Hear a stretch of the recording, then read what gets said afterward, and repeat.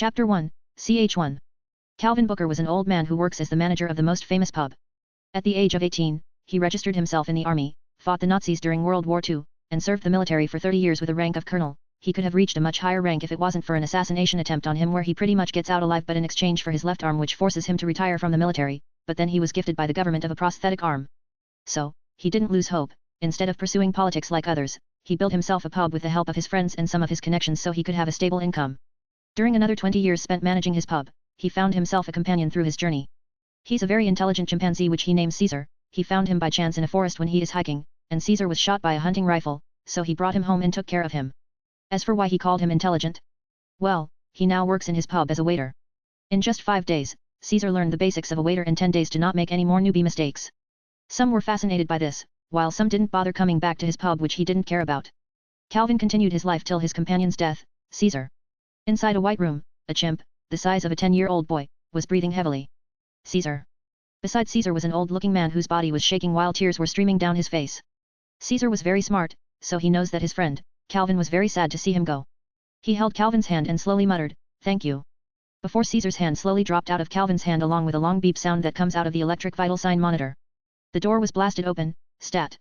The room was swarmed by both doctors and nurses while a nurse guided Calvin out of the room. When he's out of the room, Calvin wiped the tears out of his face before turning around and seeing the doctor coming out and walking toward him. When the doctor reaches him, he shook his head in sadness, signifying that Caesar didn't make it. Calvin just smiled in sadness at this before thanking the doctor and leaving the hospital. It's been 5 years since Caesar's death, and now he's back to managing the pub alone. While he's alone, movies are the only thing that kept him entertained. During these years, he felt his body slowly but surely weakening. He's having a hard time breathing and moving his body. Calvin knew his time is close. But before dying, he wanted to feel someone loving him again while also inheriting his pub. So he adopted his 10-year-old daughter Ellie, who at first was afraid of him but she slowly opened up to him. Calvin taught her how to manage the pub while he enrolled her in a school with his savings. In just 10 years, she graduated summa cum laude. Right now she's managing the pub along with her boyfriend. At first, Calvin was tempted to take out his Remington 870 and blast the hell out of her boyfriend, which he almost did when he heard the news, but Ellie stopped him in time while the boy has proven his love by putting himself in front of Ellie to protect her when he points his shotgun at him. It took the couple 5 years to get his blessings before getting married and he became the grandfather of Ellie's son Elijah. After 5 years, he finally lost his eyesight due to old age. Calvin could already feel death lingering on him. At the same hospital where Caesar took his last breath, inside a room an old man was breathing his last breaths with his daughter Ellie and her husband and son Elijah was beside him. Finally, he felt loved. During his hardest days, Ellie and her husband took care of his needs. And her son Elijah was crying on his deathbed. "Grandpa," said the sobbing kid who was holding the bedsheets while tears of sadness were flowing out of his eyes. "Father." Ellie was no different, her eyes were red due to her crying. Meanwhile, Calvin finally felt his last breath, but before closing his eyes and sleeping forever, he held Ellie's hand like Caesar did to him and muttered, "Thank you." Before long Calvin's hand slipped through hers and the sound of a long beep was heard through the room, intensifying their cries. May 19, 2022, Calvin Booker died at the age of 88 as a virgin. But his story doesn't end there. When Calvin opens his eyes again, he saw huge towering people looking at him with their huge eyes. "It's a boy." A man wearing a green surgery scrub said to a lady who was huffing with sweat rolling down her forehead. "Give it to me." The lady said while the doctor heeded what she said and gave the baby boy, who looks around, confused about his surrounding, not even an ounce of cry. Is there something wrong with my baby? Why isn't he crying like the one in the movies?" The lady said while holding her baby gently as a mother should. The doctor was also confused, so he grabbed his stethoscope and listens to the baby's heartbeats. "Ba dum. Ba dum. Ba dum. He seems to be alive, but doesn't cry." The doctor muttered before signaling an emergency situation and alerting the nearby nurses. "Grab me my." Soon they started working immediately until. "Oh wah." The baby cried, making most of them sigh in relief. They passed the baby back to his mother, while the mother cooed the baby. Then the door was blasted open and a middle-aged man came inside shouting, "Is it a boy?" A red aura glowed around the lady while she stared at the middle-aged man. "Shut up," she said, making the man shiver in fear. "Mah, no need to be mad, darling, I was just checking if it is a boy or not," the man said while sweats are rolling down his forehead. The mother ignored him and continued cooing the baby who was about to fall asleep. Chapter 2, Ch2. When Calvin woke up, he saw a ceiling with a baby mobile with birds attached to its strings. "Where am I?" Calvin thought before remembering his experience earlier. "Giants!" He shouted in shock, but what came out was baby cries. Slam! The door was opened and a beautiful lady went inside and carried Calvin in her arms. "SSSHHH, Mommy's here!" she cooed while the earlier man entered with a bruise on his nose. He was just about to cuddle his wife when Calvin cried, then his wife pushed him out, slamming his nose on the floor. "Poor man. Daddy's here," the man cheerfully said while making some funny poses. "So they're not giants, hey?" Calvin thought in his mind, if his guess is right, then he must have been reincarnated as a baby. At first, he thought he went back in time, but he could see that his father doesn't resemble his father in his past life, while the same for his mother. In Calvin's last life, his mother died of disease while his father died in war, making him an orphan. Now that he's alive again, and this time he has parents to lean on if ever he has any problems in life. He wanted to protect them, but he can't for now, he's just a baby. So he still has to wait to grow up, if he wanted to protect his loved ones. While these thoughts were running through his head, his mother finally noticed that Calvin stopped crying, so she cooed for the last time before bringing him back to his crib. Once they left his room, Calvin slowly fell asleep. -8 years later. It has been 8 years since his rebirth. There are many things that he discovered. First of all, he's strong as hell for a baby. Why? Well, in his first month here in this world, his mother brought him outside, and it also exposed him to the sun. And when they went back, he started crawling like a bug. At first, he tried to hide it cause he knows that once the government heard of what he did, he is sure that they'll take him to a lab. But alas, it seems like fate was against him. His parents knew about it, and then he knew why there is a fucking camera in his room. But instead of being shocked, they just shrugged it off by saying that I have a future to be a hunter. Hunter? What's that? I mentally asked this myself. Since then, I started crawling around the house. My parents even bought an edge protector and placed it around the house. And then 8 years have passed and now I'm walking around our garden. One thing is my family is fucking rich, like very rich. And I'm also Japanese, and this world has something supernatural called gates, where monsters of different races reside, while hunters with different ranks that determine their strengths are humans who awakened different powers or mana and use them to protect their fellow humans from the monsters. Both my parents used to be hunters, but they retired and achieved success through business and politics. My father was a politician while my mother is a CEO of a pharmaceutical company. With a politician dad and a CEO mom, many people were jealous of my position. During these years, I discovered that the sun was making me stronger like Superman, my favorite hero. Super strength, super speed, X-ray vision, and even cold breath, though I can't seem to fly like Superman. That'll be the problem of the future me. Oh, and by the way, my name is not Calvin anymore, instead it is Akenji. Right now I'm walking around the garden while the sunlight was nourishing my body, making it stronger and more durable. I'm currently waiting for my tutor who will teach me in every subject. A maid went inside the backyard and informed him, "Young master, your tutor Tawada is here." I nodded at her and she just bowed in respect. So I went inside and saw her sitting there with books on her side. Once I went in, I greeted her as usual, "Good morning Shina-sensei." She responds in return, "Good morning to you too Kenji-san. Let us start with a math lesson." God, I hate math. I rolled my eyes but still decided to study diligently for my parents. A few hours later, my parents arrived back home and greeted me and my sensei. "Good evening Shina-san." My mother Akano Hana greeted her as she walked toward me and pinched my cheeks while she continued, "And good evening to my baby." Ouch. "Welcome back Muom and Chad," I said while mom is still pinching my cheeks, which is the reason why I can't properly pronounce a word. It seems my little boy is studying very hard. My dad, Akano Shikashi, said while ruffling my hair. Sensei stood up and greeted the both of them, "Welcome back Shikashi-san, Hana-san.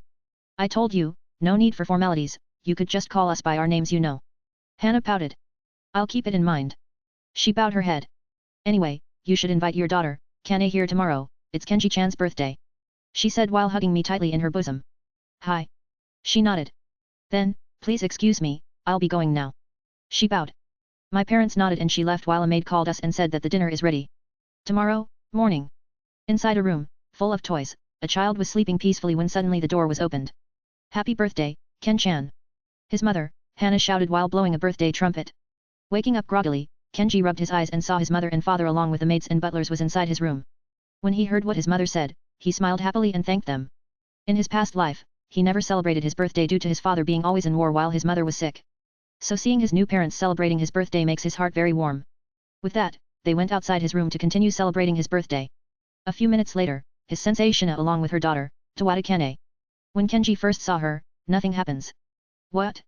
Do you think he's some kind of a pedophile that lusts for a 5-year-old kid? Well then think again, even if he's a virgin in his past life, he still has his morals. So he did what a normal kid should, he walked up to her and greeted her, "Hello there, my name is Akano Kenji, what's yours?" He held out his hand for a handshake. My name is Kane." She answered while hiding behind her mother. "Well then, nice to meet you, I hope we could be friends." Kenji smiles, which seems to ease Kane a bit. Meanwhile, on the back, his father nudged his wife Hana and whispered, "I won." While Hana just rolled her eyes at her husband's antics. Chapter 3, Ch3. Many visitors attended his birthday party, from his parents' friends to politicians. He also met many hunters who worked under his mom. While some politicians introduced their daughters to me, which, to be honest, I'm not interested in and a bit uncomfortable due to me being 93 years old mentally and having some children being offered to me just for connections. It seems like my father noticed my suffering, so he excused me and distracted them by having a chat. While I went to where Kane is and saw her still beside her mother clutching her skirt while chewing something in her mouth. I went to her and started to chat, unlike some snobby brats that were introduced to me earlier, Kane was different. She's far more collected and more behaved than those rich kids, which to be honest makes me comfortable. Do you like the party? I asked her, while her mother patted her head and left her to me. She just nodded her head and kept her head down. How can I keep a child entertained? I mentally thought it's not like she'll enjoy me talking about my deeds during World War II, right? Want to hear a story? I break off the silence by talking to her. She nodded in confirmation, then I continued, then, let me tell you the story of the Beauty and the Beast. Then for a few minutes, I told her the story of the Beauty and the Beast. Once I'm done telling her the story, I noticed that unlike other people when they're telling some stories they stopped and went to drink some water to replenish their saliva. Anyways, the same can't be said of me, even after speaking for 10 minutes straight I don't feel the need for water, maybe because I have the same physique as Superman. Kane POV. I'm so nervous about attending this party, my mother insisted that I attend her student's birthday party. At first, I was against it, but when I learned that my mother's student was the cutest kid in Japan and also my secret crush. It started last month when I watched the TV with mom. On the TV I saw him, he was being introduced as the cutest kid in Japan, and lastly, youngest awakened. It was like love at first sight for her, his eyes, his smile, his appearance, they're all perfect. So when she heard that they will be attending his birthday party, she was very excited that she can't even sleep that night. So the next day, she urged her mother to hurry up so they could go to the party earlier. When they went inside, her eyes frantically searched around and she saw him walking towards her. What am I supposed to say? Hi? You look good. Happy birthday? That's right. Mom said that first impression is very important. But when I was about to congratulate him on a happy birthday. Hello there, my name is Kenji, what's yours? When I heard his voice, I froze, but soon I overcome it and relied on, my name is Kane. Wah. I stuttered, Kane, you idiot. First impressions are very important. When I looked at him, I saw him smiling at me before his parents called him to welcome the guests. Will he hate me now? What if he doesn't want a girl who stuttered during their first meeting? HAAA. Third POV. When Shina heard her daughter sigh, she smiled at this. As a mother she knew what was going on inside her head. She just patted her head and went towards the table, while her daughter just clutched on her skirt and followed her while looking around frantically. She didn't even know anyone here except for Kenji and his parents. She just grabbed a mouthful of cake and ate it while giving the daughter chocolate that she found on the table before whispering to her ear, make sure you brush your teeth later. She nodded before tasting the chocolate with a blissful face, she just lightly chuckled at this. Before long, Kenji arrived and took the initiative to chat with Kane, so Shina just patted her head and left so her daughter and Kenji could have some private chat. Kane POV. Beauty and the Beast. What a wonderful story. But too bad I was so mesmerized by his face that I didn't hear his story. I could just imagine a gate opening here at this party and then I will be saved by him from a monster who is about to attack me like a night mom used to read for me during bedtime. How is it? He asks, breaking me off of my fantasies. I like you. I unconsciously said before freezing up and looking at his expression. Like me? Kenji was confused. I mean I like the story, I said while a blush crept up to my cheeks. I see. That's good to hear. Kenji nodded while I sighed in relief. That was close. Third POV. Kenji and Kane continued having a chat, though some snotty brat disturbs us sometimes. In the end, both Kenji and Kane became friends thanks to this party. Goodbye. Let us see each other soon. Kenji said to Kane, who was just about to leave with her mother. Kane cutely nodded. Kenji smiled at this and soon they left along with the guests, leaving only Kenji, his parents and the maids who were responsible for cleaning up. Kenji turned around and hugged both of his parents and said, thank you. Small words but they contain deep feelings coming from the said speaker. His mother, Hana, smiled before hugging him while the same can be said for his father, Shikashi, so he hugged both mother and son. The maids in the background kept silent to not disturb the touching moment of the family. Once they were done hugging each other they proceeded to open his gifts. The first one was from his father, who gifted him a necklace that will shine a bright blue light and produce a blue transparent shield around him once it detects malice directed at Kenji. The said shield can withstand a full-powered attack of an A-rank monster. Once he hugged and thanked his dad, he then opened the gift from his mom. Inside the box was a paper that read about him being enrolled in a school. He jumped around and hugged his mother and gave her a bunch of kisses before thanking her. You see, Kenji was dying to attend school, not for education but to bring back the childhood he didn't have back in his past life. Because of his parents' early death, he was forced to live in an orphanage and work around the orphanage, and once he was old enough he enlists in the army. So he was uneducated and didn't even know multiplication in his past life. He wanted to have friends like other kids, he wanted to study properly along with children, he was longing for this. And now the chance is in front of him. You will be studying in the same school as Kane and we should go and sleep now, tomorrow will be your first day in school. His mother informed him, and he nodded. He didn't know what school he was enrolled in, as long as he could experience the life of a kid then it doesn't matter. Soon it was already dark and the Akeno family slept peacefully in their peaceful home. Chapter 4, Ch4. In the morning, Kenji woke up early to brush his teeth and went to the dining hall to eat breakfast. Good morning Mom, Dad. Kenji greeted them before sitting on his favorite chair as usual. Good morning, Ken-chan. As always, his mother was the first to greet him back while pinching his cheeks turning them red. seriously, what with these moms and their unrivaled strength when it comes to their children, just to tell you, he is super durable, durable. How can she even make his cheeks red just by pinching? Good morning, kiddo. His father said before taking a bite of his sandwich while reading a newspaper. Once he sat, he took a bite of his breakfast before eating graciously. After eating, his mother informed him, take a shower and get ready, today is your big day. He nodded and tiptoed upstairs. Before taking a shower, he wanted to test his strength again. So he went to the gym first and lifted a barrel weighing 2 tons.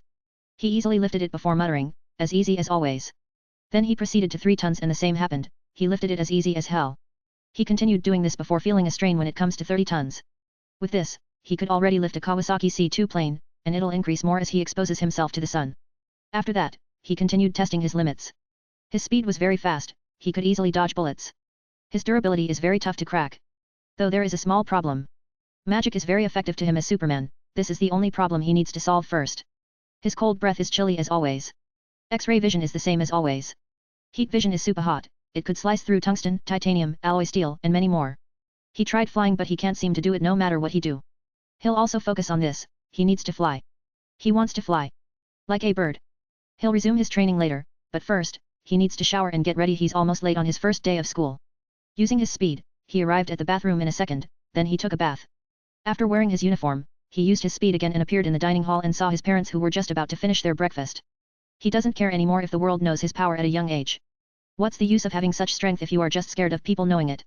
I'm done. Kenji said. Wow. That was fast. His mom said before walking toward me and pinching my cheeks again. Let's go. His father said before calling their driver. Once done, they all sat in the back seat of a limousine and told the driver to take off. While inside the limo, his mother was establishing rules. First of all, no bullying. That is bad. Second, always remember to call mommy, okay? Third, listen to your teachers, okay? But his father cut her off and said, if someone dares to bully you, beat the shit out of him. His father grinned but that was soon wiped off when a glowing red fist smacked him in the back of his head. Stop teaching our son some nonsense and mind your language. His mom said before raising her fist and barraging his father with her punches. Muta. Muta. Muta. Muta. Her eyes glowed red and continuously punched his father who was using magic to defend himself. Meanwhile, I just sweated at this and said, Mom, can you please stop? We're already here in my school. And then she stopped and her earlier demon face, like what his father used to call it, turned into a happy face. Of course, Ken-chan. Then she barraged me with her kisses before saying farewell. Oh, did I perhaps forget to tell you? Mom used to be an S-rank hunter who was known for her strength while her dad was an A-rank hunter who specialized in barriers and healing. Truly a magnificent couple. Suddenly, a realization hit him like a tidal wave. No wonder Mom could pinch my cheeks till it hurts even with my incredible durability. Kenji thought, but he put this all aside and said his farewells before getting out of the limo. When he is out, he saw students looking at him like an animal in a zoo. Is he the youngest awakened? He is so cute. I want to hug him. Mommy, why are you saying that? Am I not cute enough for you? No. Walking towards the school he could hear everyone's voices like a yell even if they are whispering, super hearing for the win. Though he felt bad for the kid who was said not cute enough by her mother. Kenji. He heard someone from the crowds whisper his name, so he walked the crowds who gave way for him. When the crowds gave way, he saw Kane bumping the tip of her index finger against each other while looking down in a blush. Kane. He called out to her. Wa. Ah, Kenji-kun, Mom said I should guide you around the school. Kane cutely said. Well, thank you then. Let's go. He held her hand before walking away from the crowd. He's holding my hand. Kane was blushing while trying to hide her face. When Kenji saw this, Jesus Christ, what's wrong with kids nowadays? Before he shrugged and they toured around the school before they went to their classroom. Good morning everyone. Kenji greeted. Good morning. The rest of the class greeted back. Where's your seat, Kane? Kenji asks. Kane then pointed out, and when he looked at where she points he was a bit shocked. So he walked towards her seat and saw scribbles and scrunched papers around it. There were words written on it that said, cheater, cheater goes to hell. And many more words that are similar to a cheater. He just raised an eyebrow, really, what's with kids nowadays? He then sighed. But Kane mistook his sigh for a different thing. Oh no. He must have thought that I was cheating and maybe he doesn't want to be friends with me anymore. Kane felt tears fall on her cheeks while trying to clear the misunderstanding. Didn't he cheat? Kane tried, she tried, but tears were already streaming down her face. But suddenly, as if she was enveloped by a warm blanket. When she raised her face she saw Kenji hugging her while patting her head, making her feel bliss. Meanwhile, Kenji just sighed, he could see the students looking away as if they are guilty. When he notices Kane trying to defend herself while crying, she reminds him of his daughter, Ellie, who was accused of cheating in her school but was trying to defend herself while crying too. That day, he investigated the matter, and what he got was, that a rich boy confessed to Ellie but was rejected by her, The rich boy then used his family's influence and connections so Ellie will be accused of cheating, then he will come by her side and comfort her, and then she'll slowly fall in love with him. So he called his friends in the military who were now politicians or someone who has a big influence. The next day, the boy's parents were on their knees begging him. Back to the present, he knew that she is not lying, he could hear her heartbeat thanks to super hearing. So he hugged her and whispered, "Who?" Chapter 5, CH5. Flashback. It was Kane's first day of school. She wanted to meet new friends, new teachers, and even the janitors. On the first day, many talked to her, the teachers seems to like her, she got many friends, and at home, she tell her mom about this. Her mom was of course very happy for her daughter to have new fresh friends. So on the second day, the same friends talked to her about many different things like favorite food, favorite color, and who's your crush. It was all fun. In the first month she was popular in her class due to her perfect grades, while the teachers were very proud of her, but it all came crashing down when they asked her secret about having good grades. What she said at that time was, "My mom is a teacher, she is teaching me at home." And they all quieted down. At first, she was confused about this, and the next day, her usual friends didn't talk to her all day, and her teacher seems to become strict with her. She was confused about all this, why are they avoiding her like a plague? She smelled herself, and there doesn't seem to be something wrong. She checked her face in the mirror in the bathroom and she looked fine. When she tried to talk to her friends they just waved her away. She is sad. Really? She was just a kid, why must they be cruel to her? Did she perhaps do something wrong? Or maybe this is just their prank on her and all will return to normal the next day. Oh, how wrong she was. The next day, she saw her books under her chair were destroyed, there are some scrunched paper, and doodles all over the pages. What's this? She looked around to see who did this and saw her friends laughing at her while the rest of the class was whispering with each other and she could clearly hear them. I heard that she cheated. Yeah, I heard that her mother was the one doing her assignments at home, so that's why her grades are high. Even the teachers are agreeing, it seems like it is true. HMPF, she deserves it. Tears welled up in her eyes which caused her to run out of the classroom and run to the bathroom and hid in the stall. She was crying, it hurts her. So that day she went home with her mother while she is asking about her puffy eyes due to crying. She just gave her a reason so she'll not be suspicious. She wanted to tell her mother about this but she was afraid that even she will accuse her of cheating. So she hid it in her heart and endured the bullying in school. Since then, the bullying continued for a whole month until she met Kenji at his birthday party. Flashback ends. On the school rooftop, Kenji and Kane were eating their lunch while Kane was narrating what happened. I see. Kane lowered her head, afraid that she'll lose her only friend in this world. I believe you. When she heard these words, she looked up and saw Kenji smiling warmly at her. She felt warm inside, it was like a fluffy feeling, she wants to feel this more often. When she noticed that she has been staring at Kenji for a long time, she blushed and lowered her head again, then she muttered, Thank you. But, I suggest telling your mother about this, Kenji said while taking a bite of his sandwich. She raised her head and said, but what if she didn't believe me, what if she will also do the same as others and hurt me? Tears were welling up in her eyes. Jesus Christ, what a crybaby. Kenji mentally rolled his eyes and said, trust me, I know Shina-sensei more than you, she will believe you as I believe you, after all she is your family and family always leans on each other whenever they are in their bad times. He smiled warmly. She thinks about it for a few seconds before nodding her head. Kenji is right, her mom will believe in her, after all, she is her mom. She raised her head again and this time with a determination plastered on her face, you are right. I'll tell her later. That day, both went home, but this day, Kane didn't encounter any more bullies. They went home, each had a mission on their mind. Kane's mission was to tell her mother the truth, while Kenji's was to use his family connections and shut down the school while bringing justice to Kane, punishing the perpetrators. At home, Kenji was telling both of his parents about what is happening to Kane. I knew I should have investigated that school first, don't worry son, I'll bring you good news soon. His father Shikashi said before calling someone on his phone. Meanwhile, his mother Hana was pinching his cheeks once again while also saying, my son is a hero. He can't stand injustice like a true hero. Kenji just smiled awkwardly at this while also wondering about what happened to Kane. Tawada household. Inside the house, Shina was hugging her crying daughter while speaking, you should have told me this sooner, no matter what mommy would always believe in you, okay? From now on if you have problems with your school tell me immediately. Shina said with a sharp tone, but this was not for Kane, it was for the students and the teachers who made her daughter suffer. Don't worry mom, Kenji said that he'll take care of it, just wait for the news tomorrow, Kane said while Shina was just looking at her daughter flabbergasted. I must thank Kenji properly after this. Shina said in her mind before readying their dinner while the same can be said to the Akano family. The next day, there is some big news going on around Japan. Breaking news. 5 Japanese men was arrested this morning due to illegal drugs, blackmailing, and child abuse. The lady reporter's face was very angry at this moment. It was identified that the 4 of them were teachers, teaching at Shuin High School, one of Japan's prestigious schools, while the last one was identified as the principal of the said school. Breaking news. 20 families lost their jobs and no one wanted to hire them anymore at the same time, what could be the cause of this incident? Breaking news. A gate was discovered inside the... When Kenji watched this news, he looked at his father who was very smug at the moment. Kenji just deadpanned and stared at his father whose smug face was like, praise me. Meanwhile, the same can be said for the Tawada household. Both Tawada's mother and daughter were staring at the news with shocked faces. That's my teachers! Kane shouted.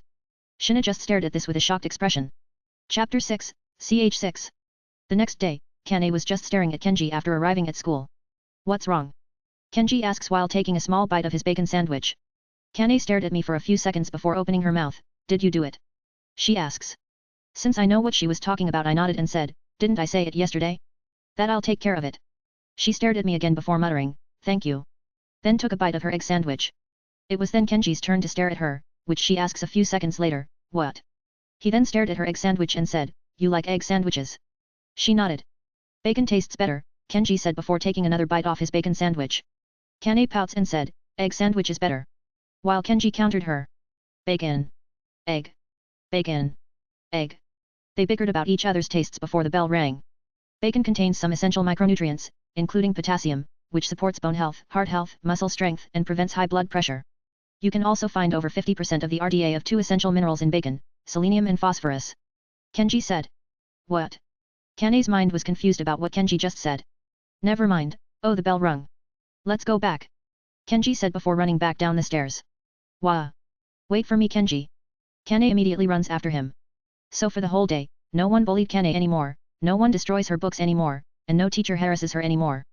For Kane, who has been suffering bully for a whole month, this gave her a sense of freedom and happiness, and when he looked at Kenji, who was the one who saved her from the darkness, the same fluffy feeling washed upon her. Thank you, Kenji-kun. Kane secretly said in her mind. 5 years later. Many things happened around Kenji. During these years, Kenji's strength has increased tremendously. If before he could only lift 30 tons before feeling a strain, then this time he could lift 100 tons before feeling a strain. Because of this, his parents were left with no choice but to register him as a hunter, making him the youngest hunter ever. But he was not given a rank yet due to his growing strength, and mana. They just suspect that it'll stop growing after reaching his prime, and then they'll rank him. Oh, how wrong they are. Because of this, he was once again all over the news, attracting many countries who wants to recruit him to their country but was being forced back due to his family's huge influence, leaving them no choice but to leave him be. That's not the only thing that improved. His relationship with Kane also improved, and now they are much closer to each other. Sometimes, she came to visit his house whenever she has time. They played, they chat, and did many more things that children will always do. Currently, both Kenji and Kane are inside his room playing HVM, a version of Plants vs Zombies in this world. It's just like the PvZ version, but zombies were replaced by monsters from the gates and the plants were replaced by famous hunters around the world. A few minutes later after playing, they both got bored and lay on the bed. It's so boring. Kane said while waving her arms up in the air. Well, it's our vacation, maybe I should ask my parents to take us to Disneyland, Kenji replied. Okay. Let's go. Kane shouted before jumping off the bed and dragging Kenji out of the room. Mom. Dad. Let's go to Disneyland. Kane told Kenji's parents. Yup, ever since she has been visiting here, she's been calling Kenji's parents mom and dad. And his parents gladly accepted it, while Kane's mom Shina also doesn't mind. Yeah, sure, let's go. His dad said before calling the driver while also inviting Shina. Meanwhile, his mother Hannah, who was just out of the bathroom, heard this and decided to change into formal clothes. Later, they're all inside the limo chatting with each other. I heard Go Gun-hee from Korea just cleared an A-rank gate this morning. Shina was having a chat with Kenji's parents. Yeah, the man is in his 60s but still kicking monsters' asses, Shikashi said while sipping on his wine. Yeah, I still remember when we first met, that old man can go toe-to-toe with my punches, Hannah added. How about that Thomas Andre? I heard he just got promoted to S-rank yesterday. Hannah continued. Thomas Andre? Yeah, I still remember that tough guy. Shikashi said before refilling his wine.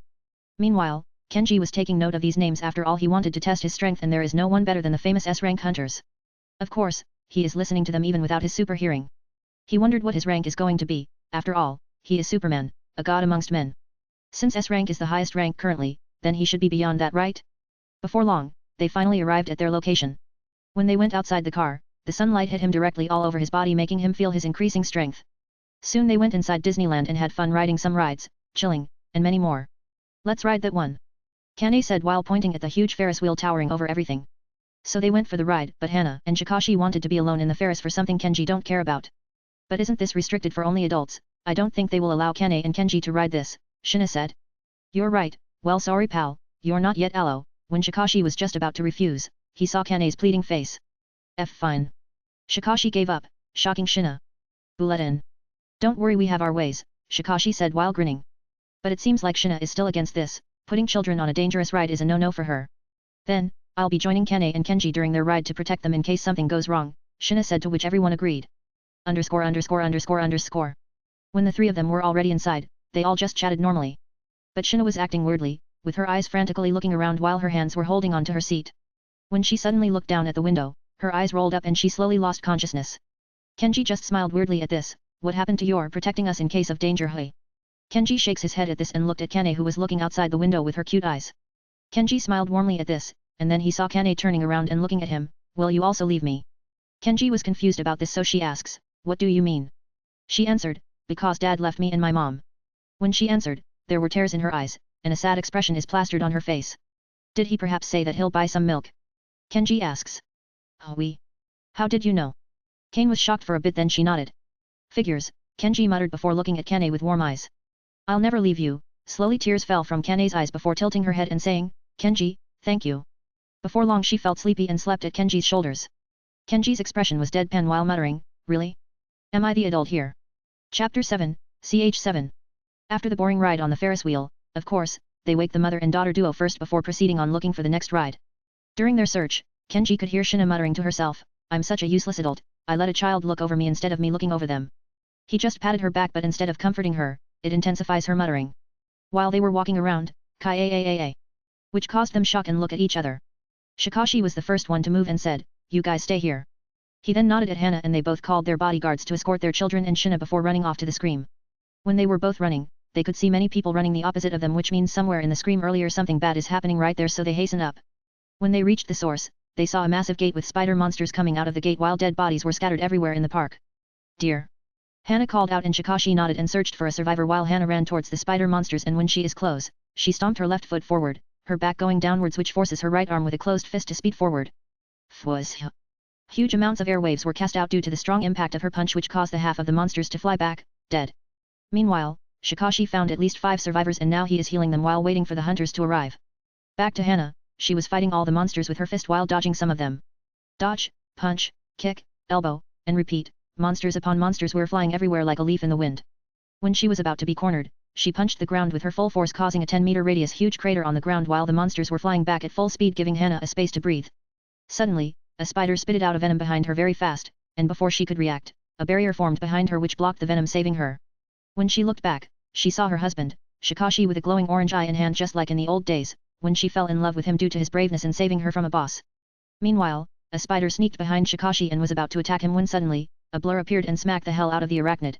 It revealed Hana with glowing red eyes and aura while smiling at him, which caused Shikashi to smile back. He was also saved by her back in their days.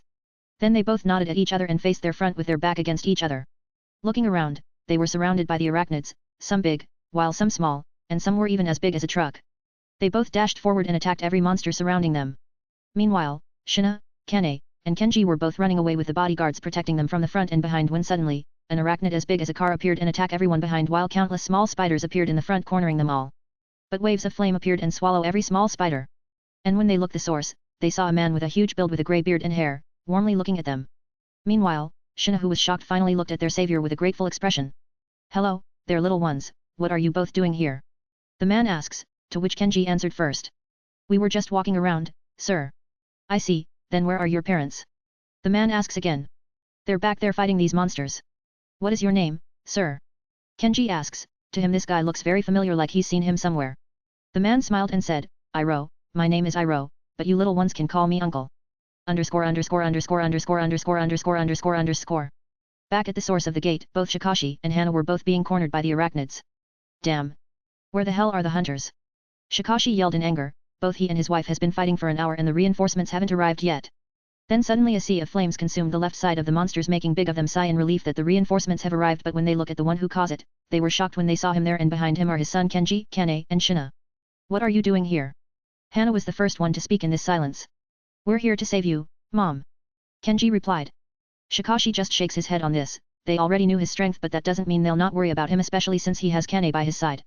Suddenly, a spider as huge as a car sneaked behind Kane and was about to attack her when red-hot beams sliced through its body. When they looked at the source, they saw Kenji with an angry expression while his eyes were glowing in dark red. Kenji-kun. Kane was fearful when she was almost at death's door when suddenly her childhood crush saved her like a knight in shining armor, making her crush him more. Kenji just sighed before the dark red light on his eyes died down a little bit, and when he turned around he saw more arachnids coming out of the gate. There's more, Kenji whispered, but everyone could hear it clearly, making them all turn at the gate. The first one to attack was surprisingly Kenji who disappeared and appeared in front of a spider who was late to react before being punched into bits, waking them up except for Kane who he turned around before dashing at the monster earlier. As if a signal, Iroh, Shikashi, and Hana attacked while Shina just defended her daughter just in case. Kenji was rampaging, with his freeze breath, countless spiders got frozen before shattering into pieces. Punching spiders in one hit was easy for him, sometimes his eyes glowed dark red and got beams sliced through them. Even the structures behind were not spared, good thing the civilians were already evacuated by nearby patrol polices. Unknown to them, a Japanese blogger was recording them live all this time. Note Hunter, damn, I didn't think we'd see the shaman Akeno Shikashi and the boulder fist Akeno Hana fight again after their retirement, and is that their son, the famous youngest awakened Akeno Kenji? Noob Master 69, damn right they are, especially their son, he looks so cool when he saved that girl. Small PP, a family of hunters, hey? This is the first time I've seen someone have 3 awakens in one family. Vampire lover, maybe they're the descendants of a god. Lala, shut up at vampire lover, gods don't exist. Change my mind, hot beverage. God, don't make me come down there you punk. Lala. A few minutes later, the hunters finally arrived, and when they saw mountains of spider corpses with a 14-year-old looking kid sitting atop the corpses while looking at them, his clothes dyed in red while his glowing dark red eyes were staring at them making them shudder in fear. Chapter 8, Ch8. The next day, the Akeno family was all over the news in Japan. Reporter, today, we shall discuss the hottest topic that has been circulating the whole of Japan this week. Reporter, last week, a dungeon outbreak occurs in Disneyland, California, where spider-like monsters wreak havoc inside the park. The good news is, the famous duo Shaman and Boulder Fist were having their vacation in Disneyland when the dungeon outbreak occurs, but that is not the only thing that is hot right now. Reporter, the son of the duo, Akeno Kenji, better known as the youngest hunter in history, was recorded fighting these monsters with a specific set of skills. Reporter, according to a monster specialist, the spider monsters were confirmed to be B-rank monsters while the bigger ones were A-rank monsters. If this is true, then Japan will be welcoming its newest S-rank hunter. Inamiya, reporting news live here in HVM news station. Akeno household. You're famous now, Shikashi said to Kenji while sipping on his coffee. Meanwhile, Kenji, who had just gotten down from his room after waking up, heard his father and smiled wearily. He does like the feeling of being famous, but being famous does come at a price. Blackmail, assassinations, cyberbullying, and many more. But of course, with a price, there is value to it. Not only does he have fans that will support him, but he would also get special treatment wherever he goes and many more. Good morning. Kane came downstairs while still rubbing her eyes. The Akeno family greeted her back. Yesterday, both mother and daughter duo were scared by what happened, so they asked the Akeno family to let them stay at their mansion. Flashback. When they went back to Japan, they encountered countless reporters and flashes of light from their cameras while asking their questions. Shikashi and Hana were the ones answering their question while Kenji butted in whenever the question is about him, and before long, they dismissed the reporters and drove back home. As they arrived, Kane spoke, "See, can I sleep with you, Kenji?" As she spoke, she was flustered and her cheeks were blushing. She felt that she was too bold to ask Kenji to sleep with her, so when she was just about to take back her words, actually never before she could complete her sentence, she was cut off by Kenji. "I don't mind," Kenji said. Back in his previous life, he slept beside his daughter Ellie whenever she had bad dreams, so for him, this is half normal and half bad. Half bad, because Kenji knows her feelings for him, but he just pretended to be oblivious to it. I mean, she's a goddamn child. He's not a pedo. Maybe when she's in her 20s, he'll consider it. But not now. When Kane heard his answer, her blushing intensifies while thoughts were running through her mind. Well sleep together. What if I smell bad? I need to take a shower first. Then I'll brush my teeth in case wee. Unknown to her, smoke was rushing out on top of her head. Meanwhile, Kenji could already guess what was inside her mind. What a lewd child. He shook his head, but then he remembered that their parents were also inside the car, so when he looked at them, he saw his parents giving him thumbs up. While Shina was glaring at him coldly while muttering, "You dare take away my daughter from me, al feast der tier hey no opes thy demonio hagamos untrado." Is she summoning Satan? Kenji felt like laughing when he heard her incantation.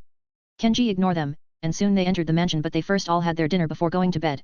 Meanwhile, Kenji was inside the bathroom, rinsing his body with warm water before soaking his body in the bathtub. While he was at it, he was scrolling down on his phone.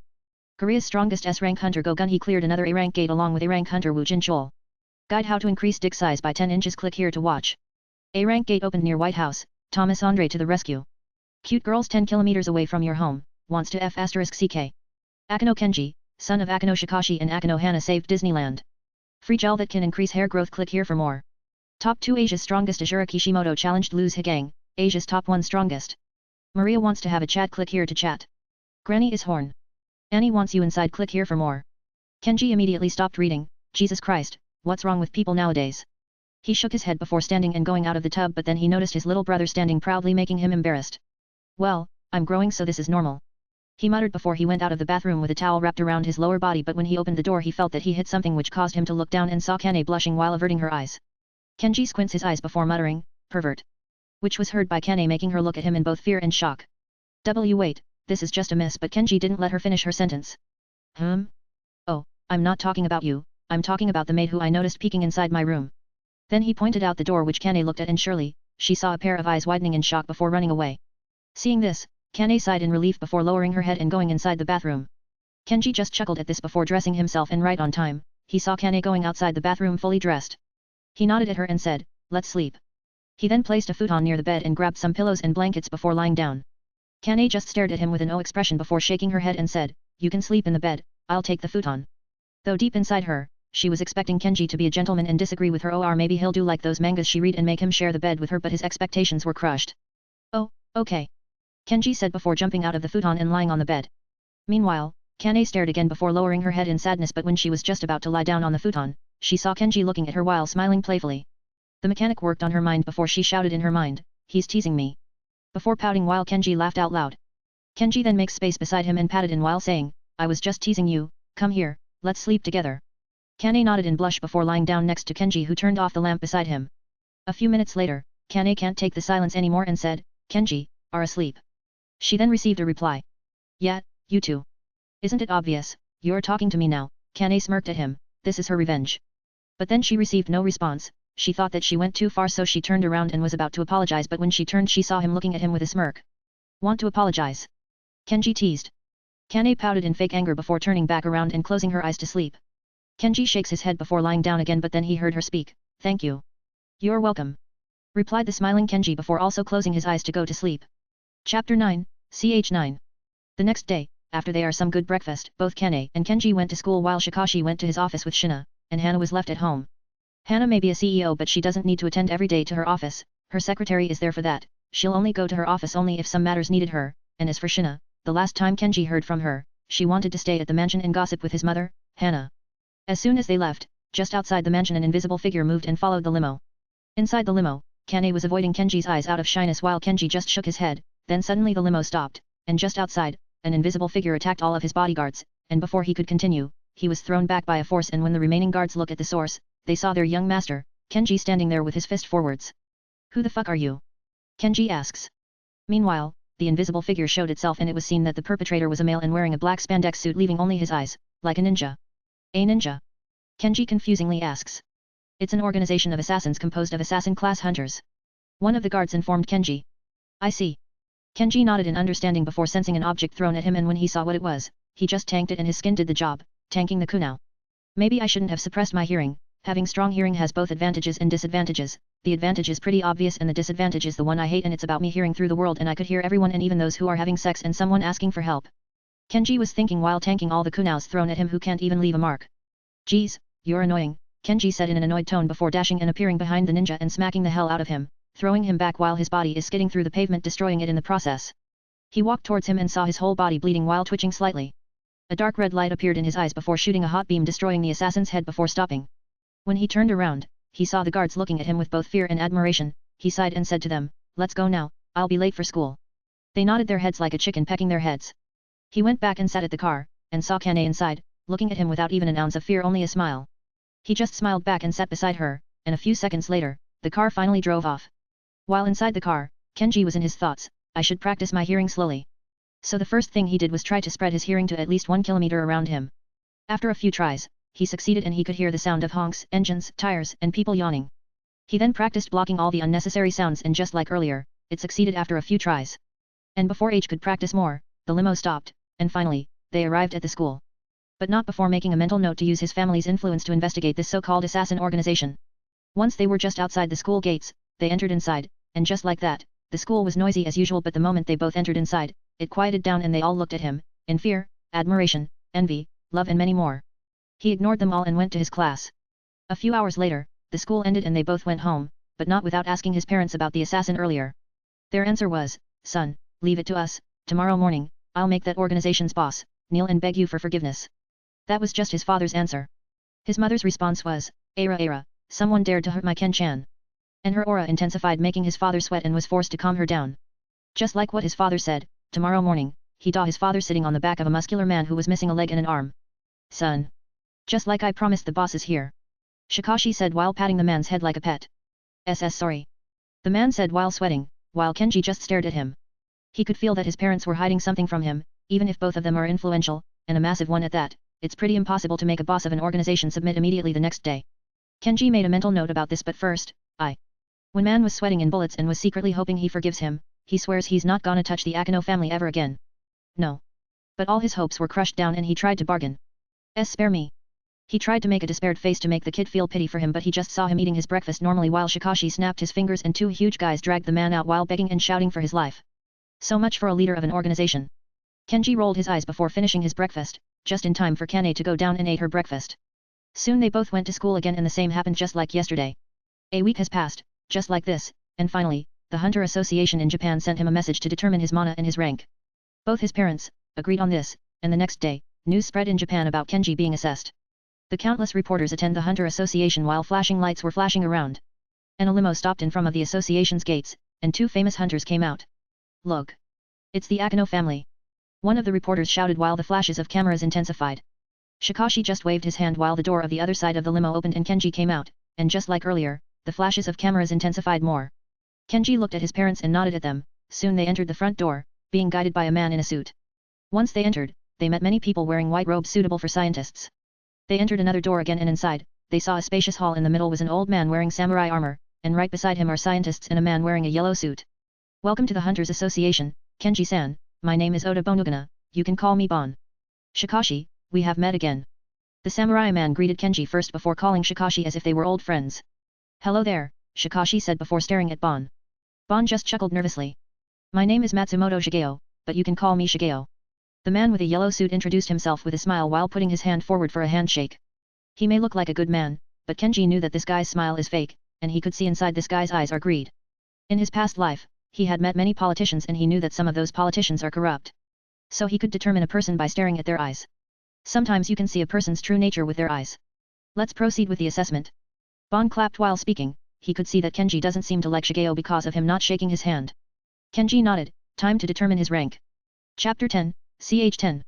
Kenji was first told to touch a huge ball that will determine the energy inside his body. Energy. I thought it was mana. Kenji thought confusedly, but he still put his hand forward and touched the ball, which started glowing in dark red. So, what's the reading? Bon asks the scientist responsible for the energy testing.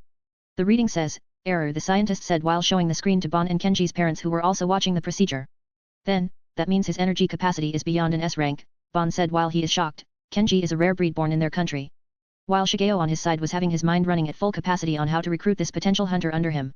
Of course, that's my little Ken-chan, after all, he's my son, Hana said while hugging Kenji again while drowning him on her huge bosom. His dad Shikashi noticed this, chuckled, and decided to help his son. Darling, I think but before he could continue he saw Hana glaring at him with a glowing red aura. Is having fun being loved and hugged by you. What a lucky boy. Even his father don't have that privileged. Shikashi's attitude changed from saving to bootlicking and said while giving his son a thumbs up. Kenji just sighed in defeat at this and let his mother hug him. Ahem, I think we should continue the test. Bon coughed slightly before informing the Akeno family. Hana let go of her son before nodding her head at Bon before she went back right beside Shikashi. They went to another room and inside is another spacious room and in the middle is a small room with see-through glass as its wall. And on top of it is a cylindrical shaped metal while Kenji can see that it's connected to a bigger metal with wires around. This is the strength testing room, the title says it also. I don't need to explain, Bon said while trying to make a small joke. Silence. None laughed, even his close secretary, Shigeo didn't laugh. Ahem, let's proceed. Kenji-san, would you please step inside and place your palm on the cylindrical shaped metal above? Bon said while Kenji did as he said and placed his palm upwards until his palms touched the surface of the cylindrical shaped metal while he placed his left hand behind his back. Now, we'll slowly increase the weight of it. If you want you could place both of your hands if you can't handle it anymore. Bon informed him while Kenji nodded. 100 kilograms. Bon said while he saw that Kenji doesn't seem to be phased so he increased. 500 kilograms. Still the same. 1,000. 2,000. 3,000. 4,000. 20,000. Once it reached here, everybody was shocked. Kenji's strength was enormous, they even thought that the testing machine was malfunctioning. So Bon decided to increase it more and shouted, 30,000. 70,000. This time, Kenji's right hand twitched a little before going back to an unfazed state. 90,000. This time, Kenji's arm was twitching for 10 seconds straight. They thought that they have to stop, but after the 10 seconds passed the twitching stopped, so they increased. 100,000. This time, Kenji finally used both of his hands. 110,000. 120,000. 200,000. This time Kenji's arms were already red and Kenji shouted, "Stop!" So they stopped, but everyone in the room including his parents was very shocked. My son is so strong. Hana was shocked even in her mind, while the same can be said of Shikashi, who was already seeing Kenji as someone like his wife but 100x stronger. This is ridiculous. How can a mere 13-year-old kid can have that strength? Shigeo finally can't hold it anymore and shouted in surprise. Of course. That's my son. Shikashi didn't let this chance go and praised his son. Hana just clapped her hands while Bon's jaw dropped to the ground at what he is seeing.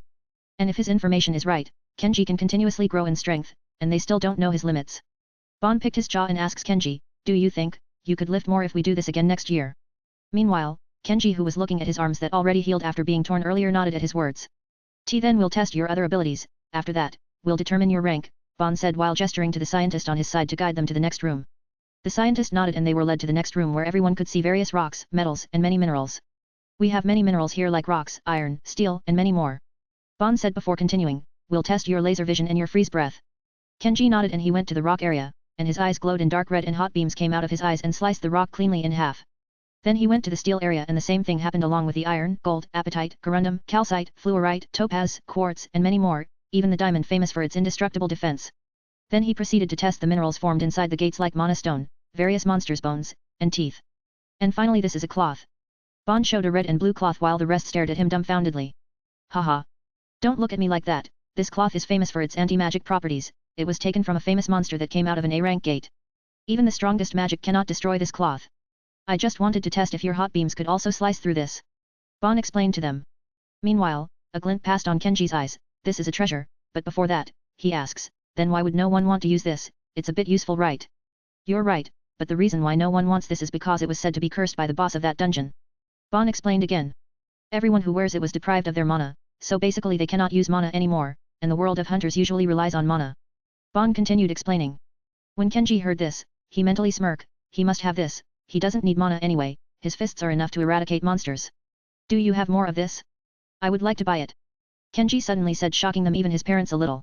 But why? Shigeo said while squinting his eyes, maybe he could use this opportunity to hook this guy under him.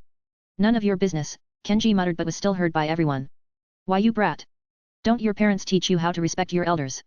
Shigeo burst out, not caring for the consequence.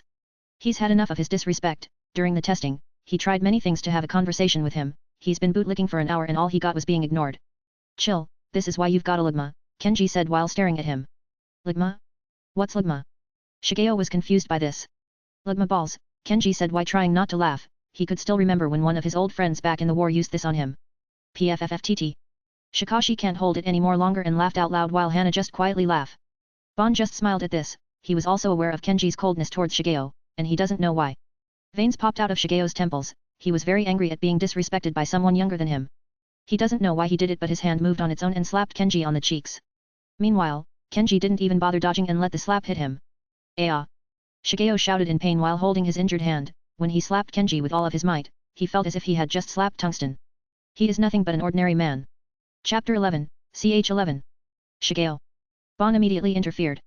He called up the guards and escorted him out, but while Shigeo was being escorted, he was glaring at Kenji intensely. I am sorry about that. Bon apologized, he wondered why Kenji was angry at Shigeo, have they already met?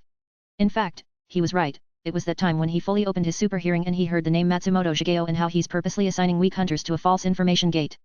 For example, he sent some E to D-rank hunters to a D-rank gate which in truth was actually a B-rank gate. Shigeo believes that by making weak hunters experience life and death, they'll reawaken and make them stronger while at the same time making Japan strong. And to make them loyal, most E to D-rank hunters are poor so he'll come in and shower them with money by laying their bills, housing, and even their medical treatment. That way, they'll feel indebted to him and make Japan stronger than other nations. Truly a madman, Kenji thought. He just shakes his head and stared at Bon who was looking at him. Is there something with my face? Kenji innocently asks. And nothing, nothing. Bon waved his hand while scratching the back of his head with his other hand. Then, let us proceed, Kenji said while walking towards the door. Ito. Bon seems like he was having a hard time speaking so Kenji asks him. Is there something wrong? Kenji asks.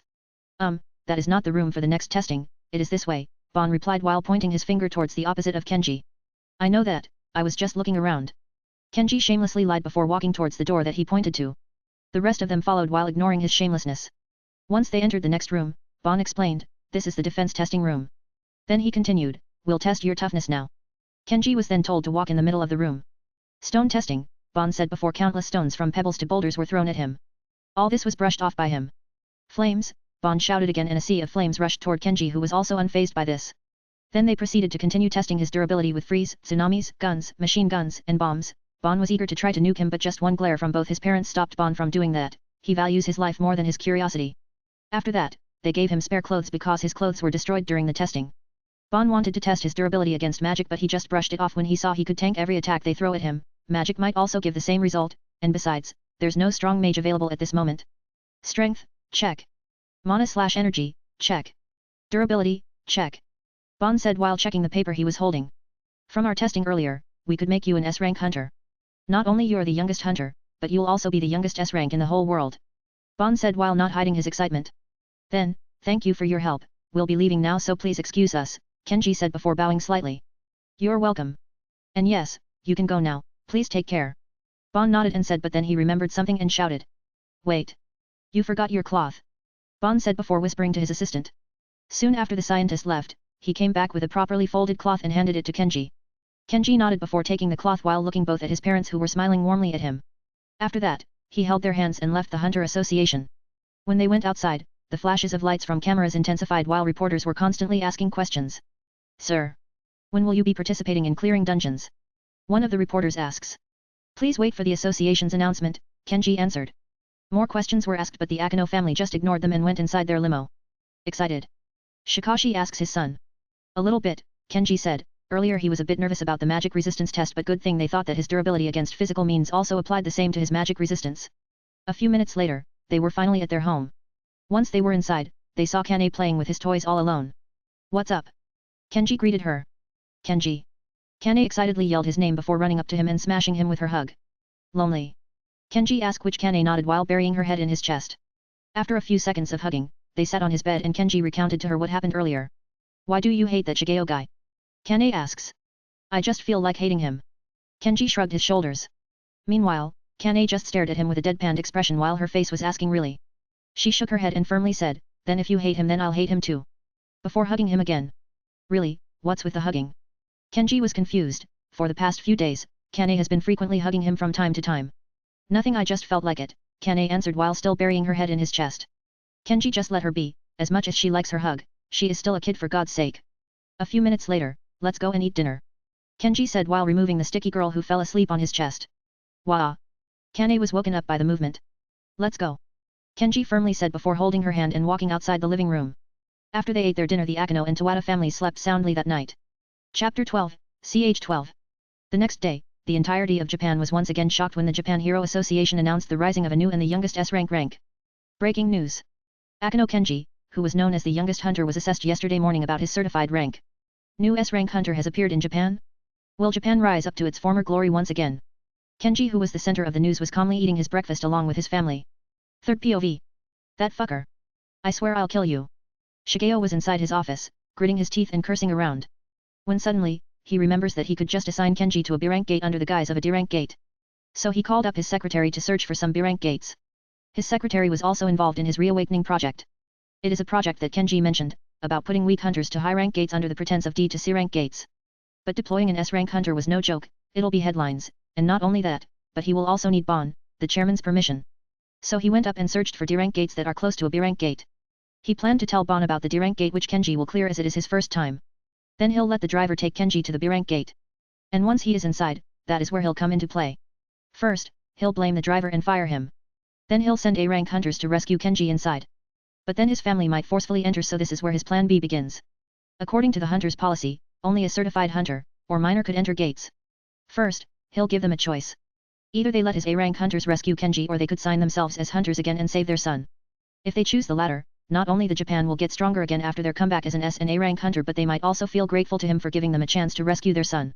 Not only that, he'll inform that brat that he sent his men to rescue him, which he will feel indebted to him, and then he'll propose to him a contract about working as a hunter under him in the guise of joining the Japan Hunters Association. And once signed. Boom. 3 birds with 1 stone. Keek, this great plan of mine will surely work. Shigeo mentally smirked and laughed. Oh, you brat, you shouldn't have messed with me. No matter how strong you are, your teeny tiny mind will never be able to bear the trauma of what will happen to you. This time, Shigeo evilly laughed out loud like a villain. Third POV. I wonder what's for breakfast. The center of Shigeo's plan, Kenji, mentally asked himself. So he went down and saw bacon and eggs. But don't judge a book by its cover.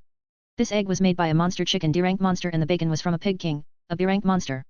Yes, that's right. Monster meat can be eaten as long as it is purified by a B or A-rank mage. So their meals every day is all top quality. So he sat down and ate along with his parents who were doing their own business. Dad.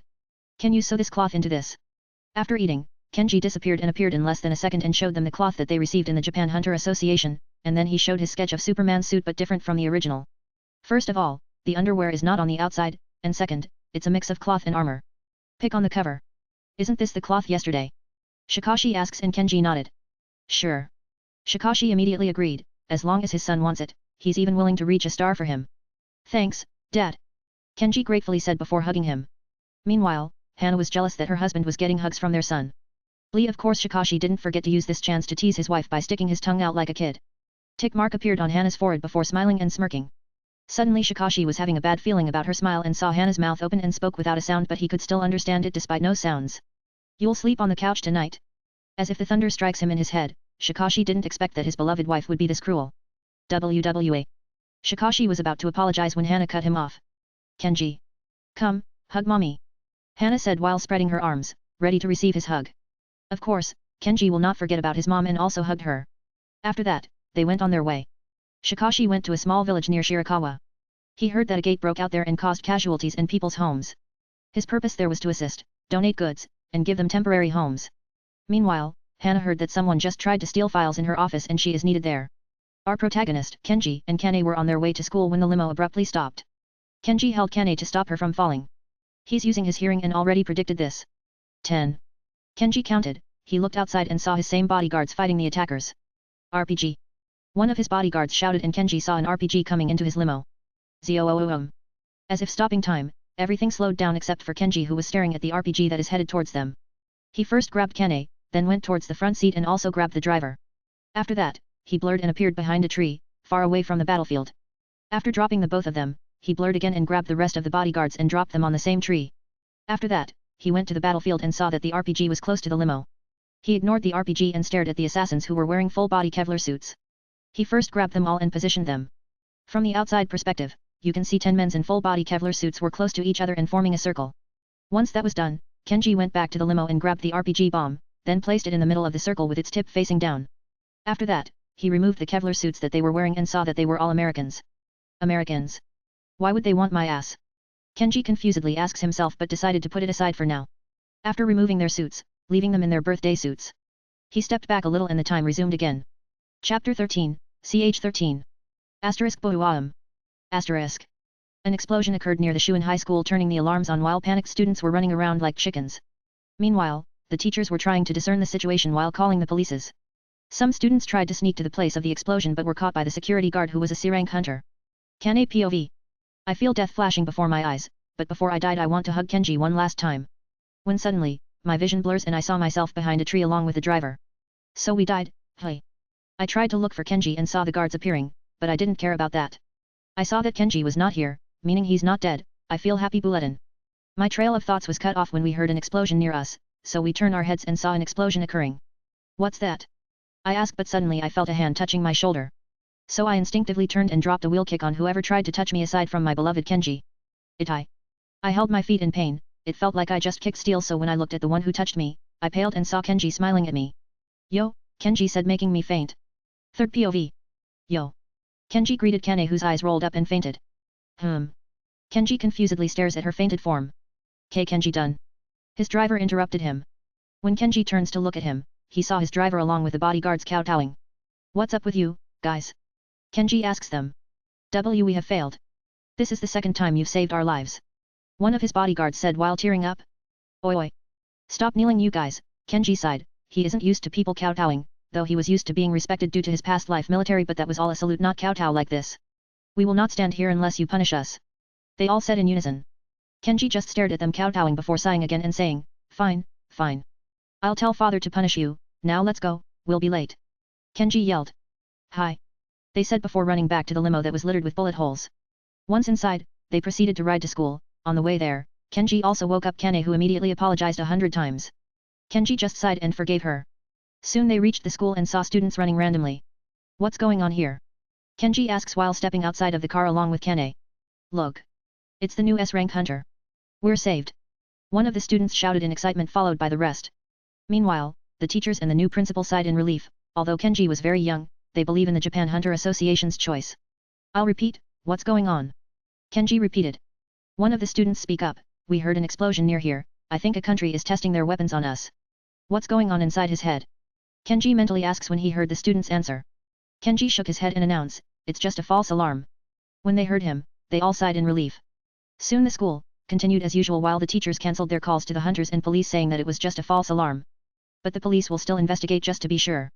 Soon the school ended, as usual, Kenji and Kane went home but saw an additional car parked in the garage. When they went inside, they saw Shigeo, talking with a kind smile to his parents. Yo! Kenji greeted. Ken-chan. Hana stand up off the couch and marched toward Kenji and pinched his cheeks as usual but this time, Kenji doesn't feel a thing. Ah, Ken-chan I can't pinch your cheeks anymore. Hana sadly said. Kenji just smiled and said, well, at least we could still hug each other. Kenji said before enveloping Hana in a tight hug. Yay! Hana cheered up and hugged him back. Ahem. Shikashi coughed to get their attention which worked. Dear, we have a guest. Shikashi reminded her. Hana turned around and glared at him before mouthing, you'll sleep on the couch again tonight. Shikashi smiled wearily, ever since Kenji was born, he felt like he slept more on the couch rather than their bed. Ahem, what I've been saying was we would like to invite Kenji-san here to participate in a D-rank gate raid led by a B-rank hunter, Shigeo said while pushing the rim of his glasses making them shine. Kenji smiled at this, if that is true then this so-called D-rank gate must be a B-rank gate. In fact, he doesn't mind, this is much better, after all, he's already killed someone in his past life, he even experienced death, so no need to go through PTSD once again. Kenji noticed that both his parents are staring at him waiting for his answer so Kenji answered. Yeah, sure. Kenji gave his answer excitedly which makes Shigeo smile creepily. That's good. We're already looking for a D-rank gate and I would like to ask if you are free tomorrow? If you are then we'll start tomorrow. Shigeo excitedly said which makes the Akano family look at him weirdly. When Shigeo realizes that he was too excited, he nervously chuckles while pushing the rim of his glasses, sorry about that, I was too excited because of our country having a new S-rank hunter. He explains. The Akano family temporarily accepted his excuse before chatting for a few minutes. It didn't take long before Shigeo excitedly leaves. In the car, Shigeo was grinning and cackling like a madman. Kakik, what a naive kid. Shigeo continued to cackle before leaving the premises. Told you, Dad, he's weird, Kenji said before holding Kane's hand and going upstairs. Well, I already investigated him and knew of his dealings. Though I'd like to expose him, Kenji insists on letting him play his last game. Shikashi shrugged his shoulders while explaining when he saw Hana staring at him with a raised eyebrow. Hana just sighed before glaring at him. You're still sleeping on the couch tonight? She said before standing up and walking upstairs while swaying her hips. That night, Shikashi silently cried in his sleep. Chapter 14, Ch 14. The next day, Kenji woke up and went to shower. After showering he went downstairs and saw his dad on the table with a tall box on his side. Shikashi noticed him and greeted him, good morning, son. Eat first, I have something to show you. Kenji did as he was told and ate his breakfast followed by Kane and Hana who just woke up. Once they're done, Kenji asks, what is it, Dad? Shikashi smiled and took the tall box on his side and presented it to him. Kenji confusedly looks at the tall box, is it his birthday? Shikashi noticed his confused look and explained, it's your costume. Open it. When Kenji heard him, he brightens up and opens the box. Once opened, he saw a mannequin wearing a blue and red costume. Exactly a Superman costume like he requested but he changed it a bit. First of all, the underwear is not outside like the original costume. Second, it looks more like armor rather than a cloth. That's because he requested it too. He doesn't want to wear something that chokes his body like Spider-Man.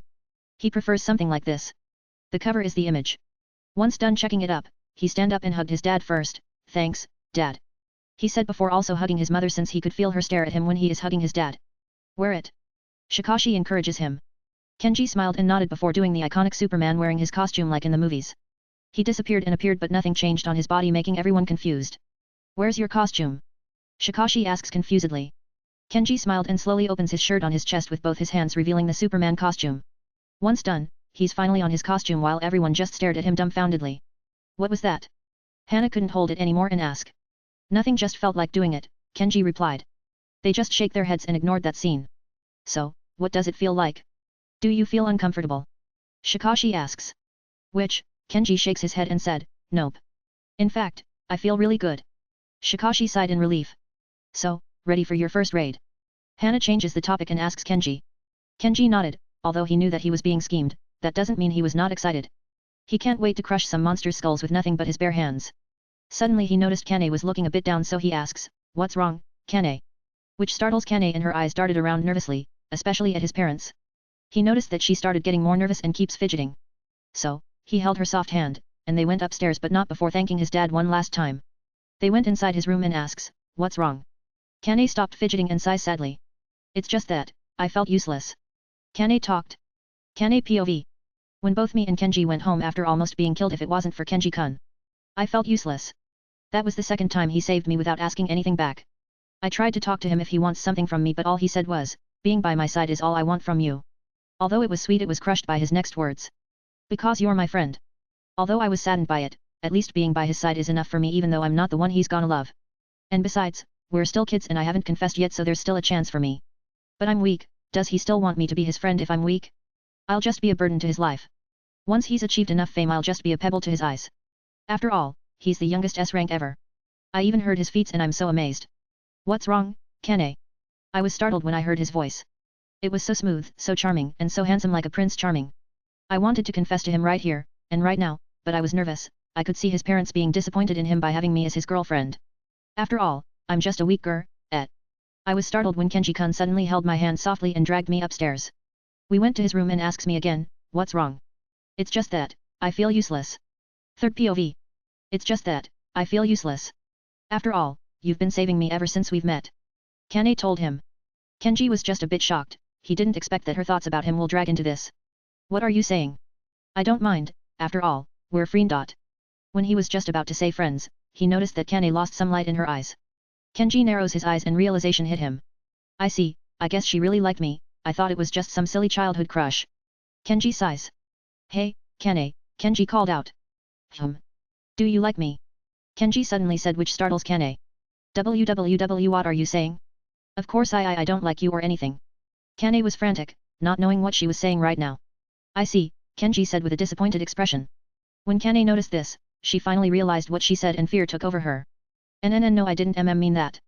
Kane tries to explain, which makes her look cute. "Then do you like me?" Kenji asks again. I. Kane doesn't know what to say, she wants to confess to him right now. "Yes." Finally, Kane gave up and confessed. Kenji grins and said, "Then do you want to go on a date with me?" Kane was shocked, she thought she was gonna be rejected, but she didn't expect this answer. "I said, do you want to go on a date with me?" Kenji repeated. Are you asking me to be your girlfriend?" Kane just wanted to confirm. Kenji nodded, which makes Kane beet red while smoke was coming out of her head right now. Before they knew it, Kane fainted on the spot. Kenji just scratched his head at this and muttered, "I hope she's not dead." Chapter 15, ch 15. After settling Kane on his bed, Kenji went out of his room and said, "Are you happy now?" It looks like he's talking to the air, but a few seconds later, a shadow came out and revealed Shina, who immediately kneeled. "Thank you for accepting my selfish request, Kenji-sama." She then bowed her head. "Please stand, Shina-san." Kenji sighed and helped her stand up. "Why do you even want me to be her boyfriend at such an early age?" Kenji asks confusedly. Yesterday he and Shina talked in private and asks him to accept Kane's confession without explaining why. Meanwhile, he, who was confused at that time, decided to accept her request since he treats her as part of his family and families always got each other's back, and besides, he could already guess the reason for it. "Every night, I could see my daughter looking up to you, every day she comes to my side and continued praising you about everything you've ever done. Then one day, I saw her coming to me with a sad face. I asked her why, but the answer I got was, 'Mom, do you think I'm pretty?'" Shina sadly said while looking down. Meanwhile, Kenji just stared at her and urged her to continue. Shina did and continued, "So as a mother, I feel hurt on seeing my precious daughter sad and depressed at such an early age. So I had no choice but to beg you, and I'm very thankful to you for accepting my selfish request." After speaking, she tried to kowtow again but was stopped by Kenji. Kenji sighed, "But let's establish some conditions." Kenji said, shocking Shina a bit. "Please. Ask me anything." She bowed again. Kenji sighed again, "First of all, we'll not be doing what couples do, like kissing until she's 18 or higher. Lastly, you won't tell my parents about this until she is 18. Kenji said, which Shina through confused but still agrees since there is no harm. "I just hope dimensional FBI doesn't exist like those I've read on the internet." Kenji silently prayed in his heart. Soon Shina and Kenji parted ways. Unknown to them, someone was watching them. POV. Kenji. You should hurry up. A 15-meter tall being with dark red armor and glowing dark red aura said in a deep tone. "Guess I'll need to hurry up your progress so you can bear my power without consequences." The dark red being said before turning to his right. "Are you sure this is the way?" He asks the man on his side, who was wearing a cloth over his head with 3 pairs of wings on his back. "Of course, it'll work. After all, Ashbourne-sama also seeks my help. I guarantee you that this is the fastest way, as long as you keep the end of the deal." The architect said while smiling. "Immortality, right?" That's easy to me. The dark red being said while continued staring at the abyss. Third POV. Kenji woke up the next day and excitedly jumped off his bed while putting his Superman suit underneath his hoodie. Kenji went down and saw his parents eating breakfast, so he also ate, followed by Kane and Shina, who stared at Kenji for a few seconds and turns away silently. Are you ready, son? Shikashi asks his son Kenji, who was obviously excited. Yeah, can't wait, Kenji replied. Soon after they ate, a black sedan stopped in front of the mansion and the driver went out. Halt, state your purpose. The guard on the gates said to the driver. Meanwhile, Kenji heard this through his super hearing and was confused about which era this guy came from. Ah. I'm currently here to deliver Kenji-sama to the location of the gate. When Kenji heard this, he told his parents and he went out. Kenji just got outside and saw a black sedan parked near the gates. Ah. Young master. Shigeo-sama has asked me to fetch you. The driver said in a cheered tone. Kenji just nodded at the guards and they parted ways. Kenji turns around and hugged both his parents and also hugged Kane, who blushes, and Shina, who muttered thanks. After that, he went inside the black sedan and went off, followed by a series of black sedans composed of his bodyguards. But these bodyguards are different, since Kenji could clearly feel that these bodyguards are at least B to A rank hunters. Soon, they finally arrived and Kenji saw the glowing blue gate that was surrounded by some hunters and miners. Kenji also saw Shigeo among them giving commands, and his face cheered up when he saw Kenji stepping out of the black sedan. Kenji-san. Shigeo shouted while waving his hand. Kenji nodded at him and stared at the gate. This is the D rank gate I'm talking about, although it might look bigger than the normal D rank gate, I assure you that this is a D rank gate. Shigeo shamelessly lied to him. Kenji just nodded and asks, when will we be starting? Shigeo replied, we can start later since my hunters are still preparing. Kenji just nodded and waited for 5 minutes before they could finally start. I'll go first, Kenji said to Shigeo. Sure. Shigeo said, but it was different in his mind. Fine, if you want to die early then go ahead. And mentally smirked. Without saying anything, Kenji went inside, but before everyone could also enter, they saw the gate turn red at the last moment. An A rank gate. One of the hunters shouted in shock. Even Shigeo was shocked by this event. This is not on the script that he has. Soon, the Japan Hunter Association, including Kenji's parents, was immediately informed. Nani? Bon shouted in anger when he heard what just happened while talking on his phone. This is bad. The Akano family definitely won't let us get away with this. Bon muttered before standing up and going to the A rank gate location. Chapter 16, CH 16. After the Akano family was informed, they both immediately abandoned what they were doing and rushed to the location of the A rank gate. Once they reached, Hana immediately sucker punched Shigeo, who was thrown a few meters away. It'll not be a surprise if Shigeo died by that punch. After all, he's just a normal man, and facing a punch from an S-rank hunter is no joke. Han, calm down. I'm sure Kenji will be okay. Shikashi immediately calmed her down. Hana heaves a breath before calming down. What if he got injured inside? Hana said in a worried tone. This is the first time she felt powerless since she reawakened. Han, getting injured inside a dungeon is pretty much normal. Shikashi hugged the woman. Although he is also a bit worried for Kenji, he knew that as a man he should never show weakness in front of her wife. And besides, Kenji is as strong as hell, I'm sure he could figure something out. Shikashi mentally relieves himself from bad thoughts. And will also make sure the Japan Hunter Association will never get away with this. Before Shikashi looked calm, but when he said this, his eyes turns cold, and his aura bursts out, stunning everyone in the vicinity. Soon, a sedan car skidded and Bon came out while sweating a bit. I'll personally find out who's responsible for this. Bon immediately said to the cold Shikashi, who was hugging his wife. You mean him? Shikashi pointed out towards the floor that is dyed in red blood, making Bon shocked a bit. If his guess is right, then this blood sprayed belongs to Shigeo. Bon just shook his head and said, we'll try to compensate you. Which was rebuked by Hana. Compensate? Do you think my baby's life can be compensated? Just like Shikashi. Hana also bursts out her aura, making everyone faint in fear, pain, and shock, and while some of them fainted in pleasure. And no. I didn't mean that. Bon immediately declined her words and tried to find some fitting words that'll make the demoness calm down. But no matter what he does, he can't seem to think of a reason, so he just shuts up. HMPF. Hana turned her head to the side and stared at the red gate. Baby, please be careful. Hana anxiously said while Shikashi just patted her shoulders and hugged her from behind, also praying for Kenji's safety. Unknown to them, Kenji was just strolling around the desert. A rank gate, desert. Damn. I didn't expect I'll be transferred to where the sun hits the most. Kenji said while grinning. He feels so good being bathed in sunlight while strolling around. So far, he hasn't met any monsters. Where the hell are they? Kenji said while looking back at the red gate. And why did the gate turns red? I should have listened to history lessons. Kenji shook his head. He was too excited that he didn't bother researching on Google about gates. Suddenly, he saw a shark's fin swimming under the sand. What the? Sharks on sand? Kenji chuckled while waiting for the shark to strike him first. Without even waiting for a minute, the shark immediately jumped out of the sand and opened its mouth to swallow him whole. That's kinda small. Kenji confusedly said while staring at the small shark that was about to swallow him. He expected the monster to be at least bigger than the spiders he fought at Disneyland. I'm kinda disappointed. Kenji shakes his head before punching the shark on its cheek, turning it into a red blood mist. Geez, at least bring me some strong monsters, Kenji said while walking away. Without even managing to walk for at least a minute, another shark's fin came and tried to attack him, which he just punched to death again. Soon many other sharks also followed and attacked him, which caused him to retaliate, and it took him an hour to finish them all. That'll be the 100, Kenji said while his gloved fists were smoking hot. It was then that he noticed that the sun's heat was intensifying, burning the sand, slowly turning it into shimmering glass. Wow! It feels good. Kenji smiled while staring at the sun, even his eyeballs are enhanced like Superman. Suddenly, another shark appeared in his vision. At first he thought that it was just another normal shark, but when he focused, he noticed that it is much bigger compared to the previous ones. Suddenly, the shark's mouth opens, and when Kenji thought that the shark was gonna beat him off, he saw a yellow ball of light shine and release a beam, turning every sand into shimmering glasses.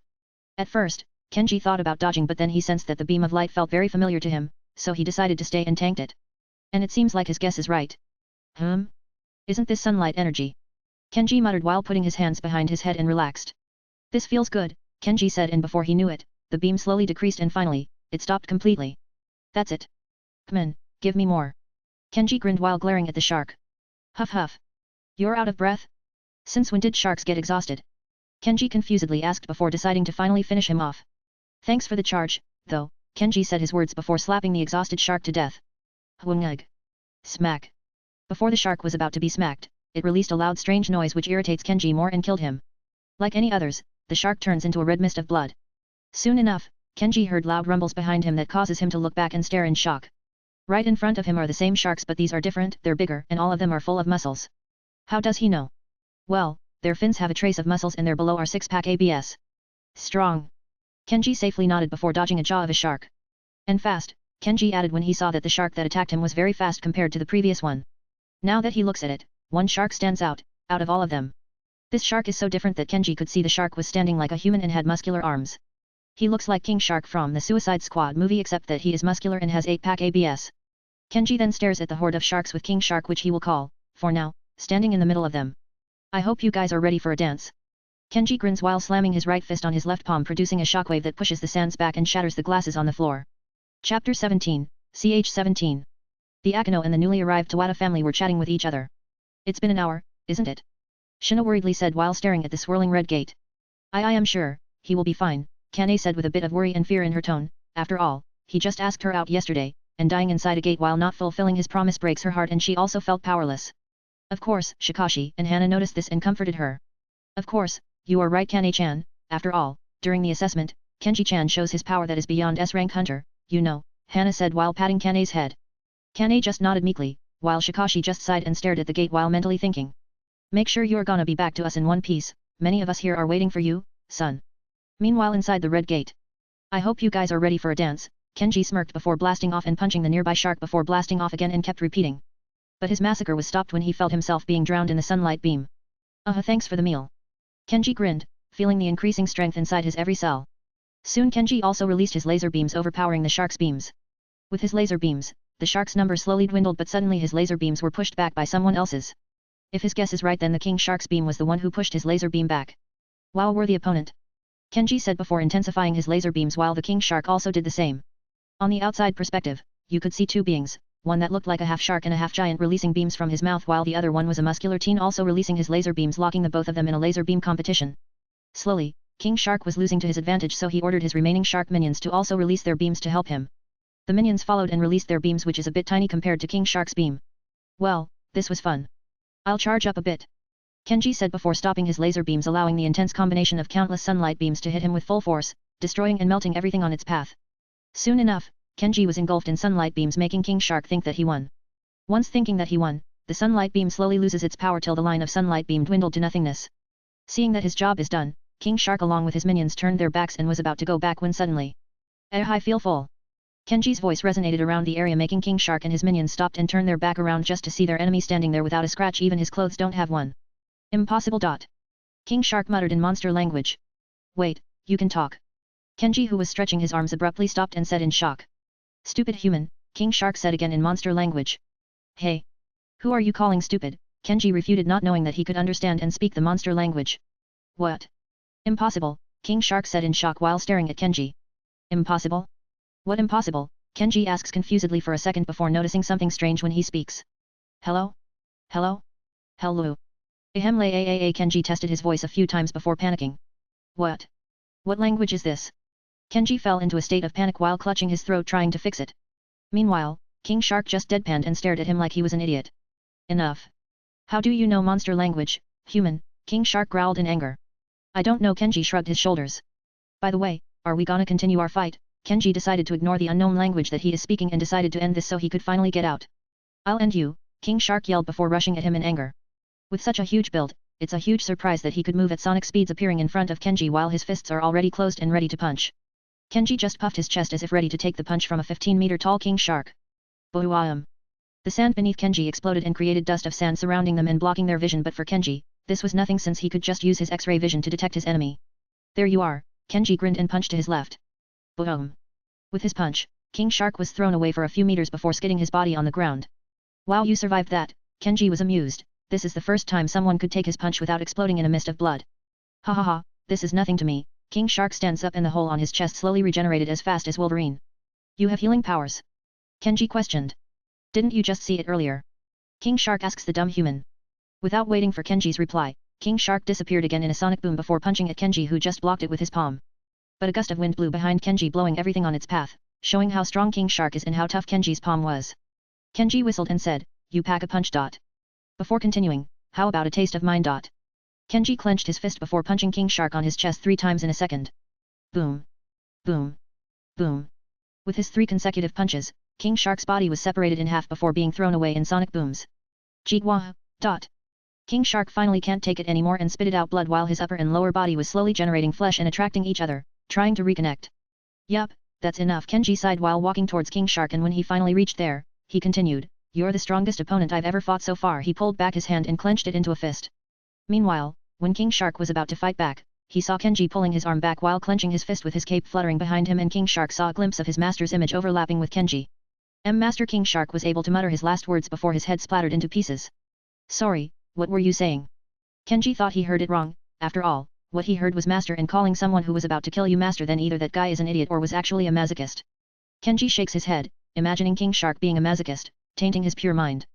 When Kenji turns around, he saw that the mini sharks earlier were already gone. They escaped. Hey, Kenji muttered before sighing.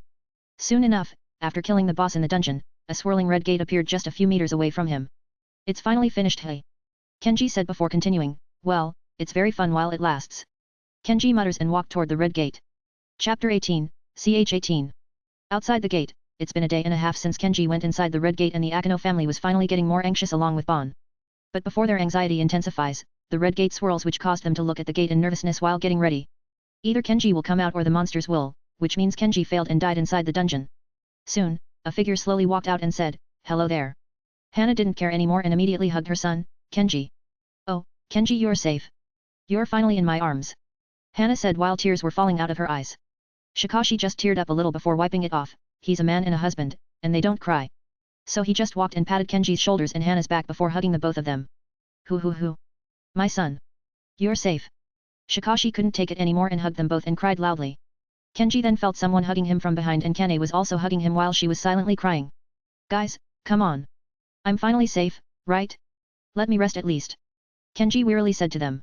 But too bad, his family doesn't seem to want to get off of him, so he just lets them be, and in the meantime, he'll just wander his eyes around just to see who are the hunters that came here. He could see some famous hunters like Yamanata Sakaguchi the samurai, Kagura the Wolven Prince, and many more. Unknown to him, what he just did will cause huge waves around the world, and the title of Asia's strongest hunter will fall to him. Deciding to take this chance, Bon walked forward and bowed while speaking. I'm very sorry, Kenji Dono. You have my most sincere apology, and please don't worry, things like this won't happen because... Bon stopped for a second while staring at the remains of Shigeo. While Kenji followed his gaze and saw some pieces of flesh while the floor was painted red. Kenji could already guess what this means and who did it, but still decided to ask, who did it? Bon's eyes darted towards the back of Hana, who was hugging Kenji before sighing, it was, but he was cut off.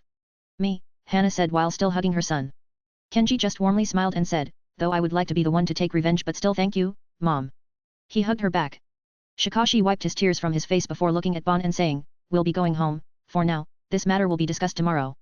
In the first sentence, Shikashi has a warm smile, but it turns into a cold one in the last sentence. Bon just scratched the back of his head before bowing again, yes. Please take care on your way back. Before standing straight and smiling. Shikashi just nodded at him and turns to look at Kenji, Kane, Hana, and even Shina, who was standing behind but still has tear stains on her cheeks. Then there is also Iroh, who was actually the leader of Firebenders Guild, where hunters that specialize in fire magic can be found. He nodded at Iroh, and Iroh also nodded and smiled back before walking away, since his job is making sure that his friend's son is safe. Shikashi called his family and the Dawada family before getting inside the limo, followed by the rest. Soon the limo takes off and disappears in the night. Bon just stared at the car before taking off his glasses and cleaning it before muttering, "I think I'll retire tomorrow," before telling the hunters to go back to their homes before going home himself. At the Akeno family mansion, Kenji was telling his parents, Kane and Shina, about what he experienced inside the Red Gate. "I see." Shikashi nodded before continuing, "I didn't expect you to be this strong. This must be because of my genes." Ha ha ha. Shikashi laughed before getting smacked from behind by Hana, who yelled at him, "It's because of my genes. You idiot." Hana angrily pouted while Shikashi tried calming her down. "Oh, of course he inherited your genes, after all you're stronger than me, ha ha ha." Shikashi scratched the back of his head. "Then what?" Kane ignored them both and asks Kenji for the rest of the story. "Then He continued the rest of the story, and they were confused about the part where he could understand the monster and speak some unknown language. "I see." Shikashi muttered while inside his mind, "Maybe he's also a ruler's vessel like us. But that's impossible, the rulers didn't inform me or Hana, so the answer will be." As if hit by a truck, a crazy thought appeared on his mind, perhaps he's the vessel of him. As much as Shikashi didn't want to believe, but this is the only thing that went on his mind. If it's Ashborn, then he should be able to control shadows. Then he stared at Kenji's shadow and felt no being inside it. So it's really him, hey? I'll tell Hana later, but first, let's keep this a secret until he's on the right age. I think it's time to get some rest, right? Kenji, you must be tired, let's sleep for tonight and continue this tomorrow. Shikashi said, and Hana was confused, but with a stare from Shikashi, she already understood that something is going on. So they said good night to each other before entering their rooms. POV. Ha ha ha. He's finally on the right path. A dark red being deeply laughed before getting serious. They've already set that world as their next destination, I need to hurry it up. The dark red being said before thinking of a few plans for his vessel. Aren't you gonna wake up from your slumber, friend? He then mysteriously mutters before his shadow suddenly moved a bit, making him chuckle. Yeah, I'll wait. The dark red being said before closing his eyes. Third POV. The next morning, news about the Red Gate was taking lead, as the new S-rank hunter of Japan was the first hunter to ever clear an A-rank gate. Countless reporters were requesting an interview with the Akeno family, but so far, the Akeno family just stated to wait for Japan's Hunter Association announcement, which disappoints a few of them. Soon 6 years has passed. Chapter 19, CH19. Kenji POV. Fire.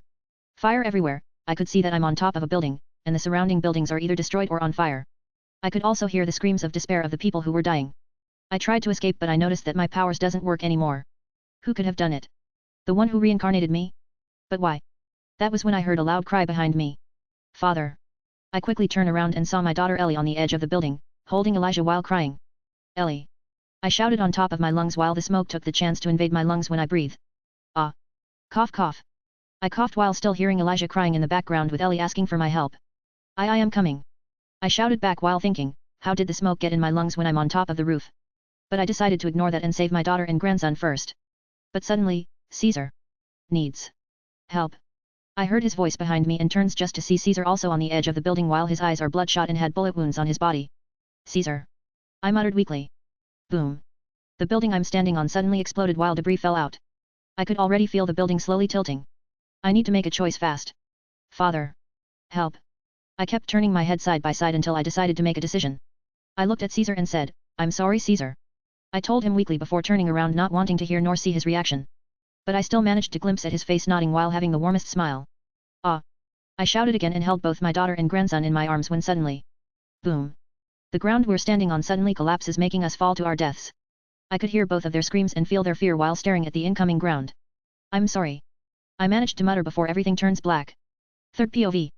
Inside a room, a man with a muscular but not too muscular body was sleeping while sweats were forming on his forehead while he was shaking his head side by side, while by his side was a black-haired beautiful lady with dark purple-colored lips and black fingernails who was hugging him.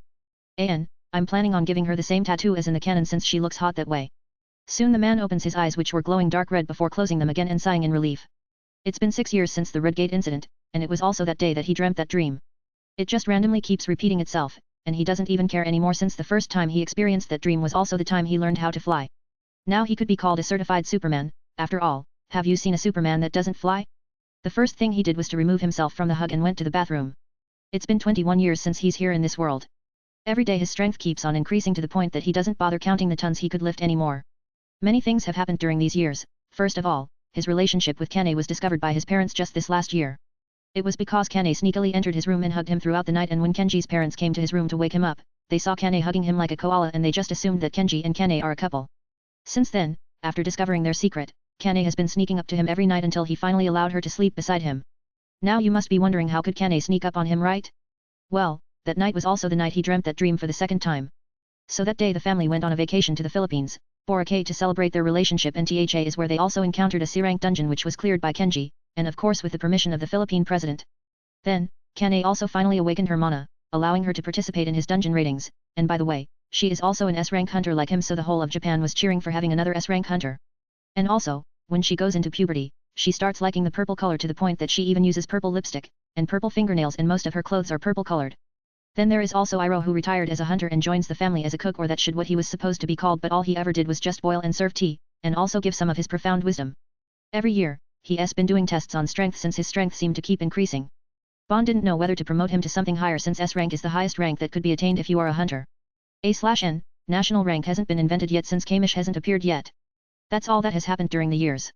While Kenji was brushing his teeth, he heard a moan on his bed and saw Kane was just about to get up but stopped when she saw him. Kane smiles and said, "Good morning, Ken-chan." Kenji just greeted her back before going back to the bathroom to finish brushing his teeth. Once done, Kenji felt someone sneaking up behind him, and when he knew who it was he just let her be. "Ken-chan. Are we gonna raid some dungeon today?" Kane surprised hugged him from behind before asking him directly to his ear. "I don't know, but we'll visit my parents first," Kenji said while patting her head. It was just last year when his parents discovered his relationship that his parents asked him to live in a separate mansion with Kane with their reason as, "You're old enough already, you don't need us anymore." Until this day, he could still hear his mother's sob every night. That's why he's always visiting them every day, since he felt bad for his mom. Besides, he could fly at sonic speeds, and reaching his original mansion could be done in a matter of seconds. The moment he learned how to fly, he's been doing it almost every day. Not gonna lie, flying is like drugs to him. Oh, by the way, his father was invited to a meeting in America, California. Though he didn't know why California, he's gonna come with him as a bodyguard, and besides, he also wanted to visit America again. Chapter 21, Ch 20. When are we leaving? Kenji asks while eating his dinner. He just arrived here earlier by flying with Kane in his arms. Soon, Shikashi replied while drinking the tea that was served by Iroh, who was also sipping on his favorite jasmine tea beside him. "By the way, Iroh, wanna come?" Shikashi asks Iroh, who smiled warmly at him and replied, "I think I'm gonna stay here in case something goes wrong, thank you for the offer though." Then went back to sipping on his tea. Nothing beats a jasmine tea in a day." Iroh satisfactorily said, which earned a nod from Shikashi. He's been calm these days since he starts drinking Iroh's tea. After finishing his dinner, Kenji called his manager if there is any more gates to clear. "There is nothing as of today, Kenji-sama." His manager replied. "I see, then just call me if there is any. I'm quite bored today." Kenji then hangs up. "I'll be back," Kenji said to his dad before flying off at sonic speeds. Boom. Gusts of wind slammed Iroh and Shikashi while Shikashi mutters, "Was that really necessary?" He then shook his head before reading a newspaper. Meanwhile, Kenji was flying up at high speeds until he finally reached space. Ever since he learned how to fly, he's been bathing close to the sun, and this also feels like a drug to him. At first, he forgot to wear his Superman suit and just wears normal clothing, so that day he flew back home in his birthday suit. He doesn't know how it happens, but he could breathe in space as if breathing on Earth. Is it just me? Or has the government always lied to us? Was Neil Armstrong the first guy on the moon? Kenji muttered while spreading his arms so the sunlight could shower him more. "How about we confirm it?" Kenji grins and flew toward the moon. Soon he reached there and he could already feel the change in gravity compared to Earth. Well, at least the gravity one was true. He mutters and walked around the moon. "I'll try to find that flag and footprint." Kenji grins and blasts out at sonic speeds. From the outside perspective, Kenji was so fast that he's just a blur, but in Kenji's perspective everything just slows down. I wonder where is it? Kenji mutters while looking around. It's been half an hour and he still can't find it, so Kenji just calls it a day and went home. On the Earth, a kid who was licking an ice cream suddenly saw a shooting star passing. "Shooting star!" The kid yelled in excitement before stating his wish. "I wish Mama could give me more ice creams," the kid said in sadness. Unknown to him, the shooting star suddenly changed directions and charged toward him. The shooting star suddenly collided on the ground near him, making him close his eyes due to sudden outbursts of the wind. "What ice cream do you want?" The figure was suddenly revealed to be Kenji, who was patting his cloth. "It's you. The one on T.V. The kid suddenly says while smiling, showing his incomplete teeth. "You know me? I mean, I know I'm famous." Kenji scratched the back of his head. "The strongest S-rank hunter, right?" the kid said while getting closer to Kenji. "Strongest? Since when did that happen?" Kenji confusedly said. "I don't know, my classmates just said that you are the strongest and that they wanted to be like you because unlike other hunters you are also a hero because you are also fighting criminals," the kid excitedly said while already clutching his cloth. "Ah, I see. It was that time, hey." Kenji suddenly remembers when he saw someone being mugged on the streets and he came to save the day. Since then, he's been going out around saving people in his free time. To be honest, he doesn't know the reason for this thing, he just suddenly had the urge to save people. Must be a Superman thingy, Kenji mutters before paying his attention back to the kid who was looking at him expectantly. What's your name? And where's your mom, kid? Kenji crouched and asked the kid. Hearing Kenji's question, the kid bows his head down while tears escaped from his eyes. Whoa, kid, why did you suddenly cry? Kenji was a bit shocked and asked the kid. I don't want to go home. Papa's always hurting me. The kid suddenly said while wiping his eyes due to his tears. What do you mean by that? Kenji said with a bit of coldness. If there is something he hates, then that is hurting an innocent kid. In this world, children will always be the most innocent in the world since they haven't been tainted yet by bad influence. Are evil people born evil or made? If this question is asked to him, then his answer will be made. Everyone starts as an innocent, while our destiny at such a young age is carved by those people around us. No one is born evil, they are made. They say that our choices are what make us either a bad or good person. But to him, that is wrong. We make our choices based on what our mindset is, and our mindset is influenced by the people that have been around us since we're young. So it is not wrong to say that the parents will always be blamed for whatever their son/daughter do since they are the one who stays the longest.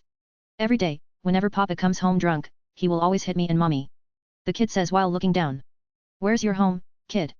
Kenji coldly asks. Why? Mama said to not trust strangers.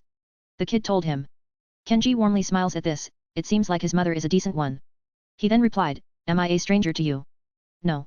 You're my hero. The kid excitedly replied before holding his hand and continuing. Come. I'll take you to my home. The kid dragged Kenji until they reached a dilapidated house that is almost on the verge of collapsing. Mama. I'm back. Look at who I've brought. He said he'll save us from Papa. The kid excitedly said while reaching a room, and Kenji saw a woman with countless bruises on her body while her forehead is bleeding. Mama. The kid stopped in his tracks and fearfully said. Mama. The kid suddenly runs and touched his mother while trying to wake her up. Mama. Wake up. The kid said while tears were slowly forming in his eyes. Don't leave me. The kid cannot stop his tears anymore and cried. Kid, I'll take your mother to a hospital, come with me. Kenji suddenly has flashbacks of what he is seeing. He suddenly remembers when his mother died alone on her bed while his father is in the war. He just got home that day to tell his mother that he joined the army, but he didn't even manage to say goodbye. He cried that night. Even when he is older, he'll always think about how his mother died in pain, not because she died but because she died without her family near her. He could imagine how hurt his mother must have been. He was also hurt that day, and he doesn't want this kid to experience the same. So he carefully carried the kid's mother before saying, you'll be alright. Kid, grab me. The kid did as he was told and climbed on his back and hugged his neck. Kenji then jumped through the window and flew off at high speeds. Chapter 23, ch 22. After throwing the man into the space, Kenji's phone rings in his pocket. Ring ring ring. Kenji took out his phone and answered, Kenji speaking. Ah. Kenji, where are you? I'm about to meet the American president. His father Shikashi was the one who answered back. President? You didn't tell me we're gonna meet the president. Kenji confusedly asks. Ah, I think I just forgot to tell you. Anyway, hurry up, the president's waiting. Shikashi informed him before hanging up. Kenji put his phone back in his pocket before walking inside the hospital. He saw Haru smiling and chatting with Mari, who just quietly listens to him. When he went inside, Haru was the first to notice him. Ah. It's Superman. Haru pointed to him, which makes Mari also notice him. Mari stands up and tried to bow to him, thank you, but Kenji stops her and said, please, no need to bow. I just did what others would also do when someone saw you in that state. Mari heard him and tears slowly escaped her eyes. Still, please let me thank you. She slightly bows, but since she insists, he just stayed still. Anyway, would you like a ride back to your home? I'll just fly you over. Kenji offers them, which was rejected immediately by Mari. Please. You've done enough for us. Mari rejected while shaking her head. I see. Anyway, I need to go, if you need help just call me. Kenji then handed her his card before walking away. Kenji still heard her mutter a thank you again. Before flying at sonic speeds. Kenji's direction is America. So he flew there for a few seconds before hearing a beeping sound. While up in the air, Kenji looked behind him and saw a projectile following him while beeping. On his side, a jet plane emerged while Kenji heard the pilot speaking through the speakers. Unidentified flying person, I'll warn you, you are trespassing America without legal means. We are warning you to stop what you are doing. The pilot warns him through the speaker. What? Wait a second. Kenji talked back before taking out his phone. Hold. Put your hands in the air. Drop whatever you are holding. The pilot immediately warns him while Kenji could see that the pilot is already locked into him. It's just my phone. Kenji shouted. He's not mad, he knew that the pilot was just doing his job. The pilot doesn't speak anymore but still follows him. He must be talking to his superiors. Have they already recognized me? Kenji mused in his mind while calling his father. Son. Did I hear that you just trespassed by flying? I already told the president and they're currently working on it. Shikashi answered and spoke. Yeah, I can see that, Kenji replied while looking at the jet plane that just quietly flew away. Soon enough, Kenji arrived at the White House and was immediately met by the president himself along with a muscular man who Kenji knew very well, some hunters, a few politicians, and finally his father. I knew my suspicions were right. After all, father is just a senator, how could he have the privilege to schedule a meeting with the US president? Kenji mused to himself. He first greeted his father and then the president before greeting the rest. Why do you even need me here? Kenji whispered to Shikashi. Well, you'll be my guard during our stay here, Shikashi replied to him while they were walking back to the White House. Kenji nodded, he didn't mind it, after all, he is his father, and protecting him is part of his job as a son. After a few agonizing hours of politics, by the way, he was included in the meeting which he didn't know why. After the meeting, his father was chatting with the president while Kenji was on the corner watching everyone in the room. You must be Kenji. Kenji then heard a man's voice speaking English. Yes, and you are. Kenji replied with a fluent accent, shocking the man a bit.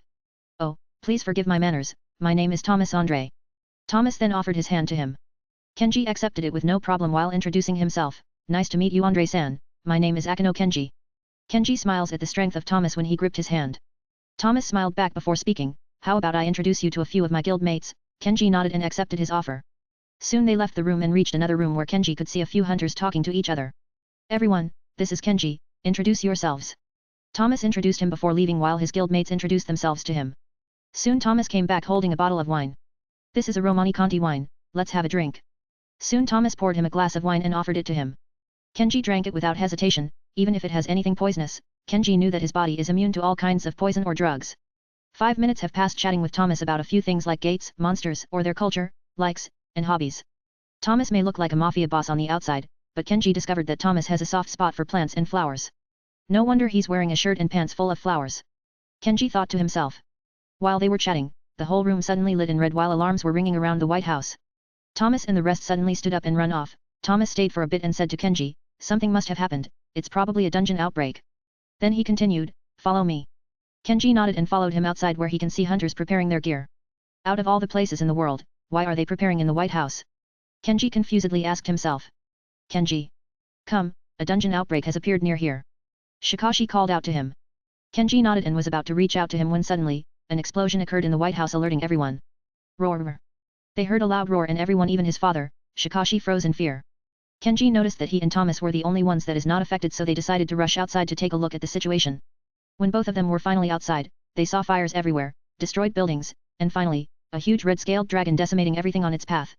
A dragon! Kenji said to himself while staring at the dragon who was spitting fires everywhere. Kenji could even see some hunters trying to stop the dragon, but all of them were burned to a crisp.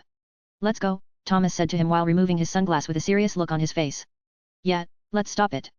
Kenji grins and agreed. Chapter 24, CH 23. Third POV. We can't stop it. One of the S-rank hunters who came to stop the raging dragon yelled in fear. They've lost 5 S-rank hunters, 7 A-rank and 17 B-rank hunters from the monstrous dragon. This is the end. A hunter trembled in fear while his grip on his staff loses strength, making his staff fall to the ground. Clack clack X25. Soon others followed and they lost hope of defeating this monster when suddenly, they heard a sonic sound coming their way. Asterisk boom. Asterisk. The dragon, that was causing fear and destruction everywhere, was flung by the sonic sound. Boom. The dragon flew back while damaging some buildings before touching the ground. Who was it? A hunter woke up from shock and stuttered while staring at the figure surrounded by thick smoke. Soon the smoke dispersed and reveals Kenji in his full glory while steam was coming out of his fist. That's Kenji from Japan. One of the hunters immediately recognized him and shouted his identity. Kenji? The strongest hunter of Asia. A hunter also recognized him. Superman, also known as Kenji, was Asia's strongest hunter not because he defeated Luz Higang, the former strongest hunter of Asia, but because the title was given to him due to being the first hunter to clear an A-rank dungeon alone and having the most A-rank dungeons cleared during his career as a hunter. The name, Superman, was given to him due to doing something that other hunters didn't, and that is fighting criminals and saving people. He was admired by kids, teens, adults, and the elderly. Many people wanted to be like him, and he was an inspiration to everyone. Everyone, retreat! Kenji shouted at them. He knew that they can't defeat the dragon. He felt it when he punched. It was as if he just punched wood without Superman's powers. The hunters listened to him obediently. This is not the time to be angry at being ordered at. Once he saw that they were retreating, Kenji turns around just in time to see the dragon standing up with red menacing eyes. Ready for more? Kenji grins while cracking his knuckles, which caused loud sounds. Grrrrrrr. Rah. The dragon growled in anger and released a sea of red flames with his mouth. Kenji smirks at this and inhales huge amounts of oxygen till his lungs are filled up. Fuo using his freeze breath, the sea of flames was immediately extinguished while the floor was frozen. The dragon was also hit by the freeze breath and felt a chill on his body, but it immediately melted due to his high-temperature body. Roar! The dragon roared in anger, seeing that the filthy human managed to repel his flames. Come on, show me what you've got. Kenji grins while posing in a boxing stance. The dragon seemed to understand the human's challenge and directly flew high in the skies. Hey, so you want an aerial battle? I'm fine with that. Kenji said, then levitated from the ground. Slowly, Kenji rose in the air until he reached 20,000 feet up in the air. Kenji could feel the airwaves hitting the both of them, while they stared at each other as if measuring their strengths. Kenji decided to attack first by rushing at sonic speeds and punching the dragon in its face. The dragon failed to dodge in time, making Kenji's fist hit him on his face, throwing him a few meters away. Asterisk boom. Asterisk. Due to how strong Kenji's punch is, it even produced explosive sounds. Rah! The dragon used its special skill, Dragon's Fear. Dragon's Fear allows its user to release a mana-infused shout from their soul, driving anyone weaker than them into a state of intense despair and panic. But to Kenji, who was unaffected, it's just like a baby's cry. Making the dragon annoyed. I commend you for your will and strength, human. What is your name? The dragon, for the first time, spoke in monster language.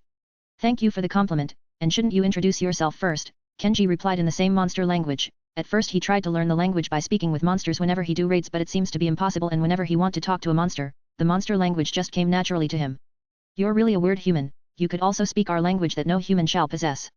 Fine, I'll introduce myself first, hear me out, human. The dragon started to puff up his chest and continued, my name is Kamish.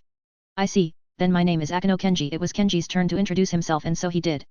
I see, your name is Kenji, very well, I shall remember this name deep in my soul and shall remember it even if I die, Kamish proudly yelled before continuing, then let us continue our battle.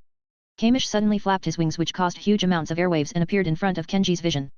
With Kamish's mouth open, ready to bite Kenji to death. Kenji wasn't even scared a bit, he just let Kamish close his mouth once he is inside. However, suddenly, Kamish seemed to notice that he can't close his mouth. That was when he noticed that Kenji, who was inside, was using both of his hands to hold his palate while his feet are on his tongue. Kamish scoffed at this attempt and decided to release flames from his mouth. Kenji noticed that Kamish's tongue was getting redder and hotter. It was then he noticed that Kamish was actually releasing flames. But Kenji didn't care, so he let the flames engulf him inside Kamish's mouth. At first, Kamish thought that he won by turning Kenji into a crisp, when suddenly he heard him say, "That's kinda hot." Kenji chuckled, then stomped his feet strong enough to break Kamish's jaw. Kamish doesn't have the time to be shocked when he suddenly felt pain in his jaw. Kenji then flew outside of his mouth and stared at Kamish, roaring in pain.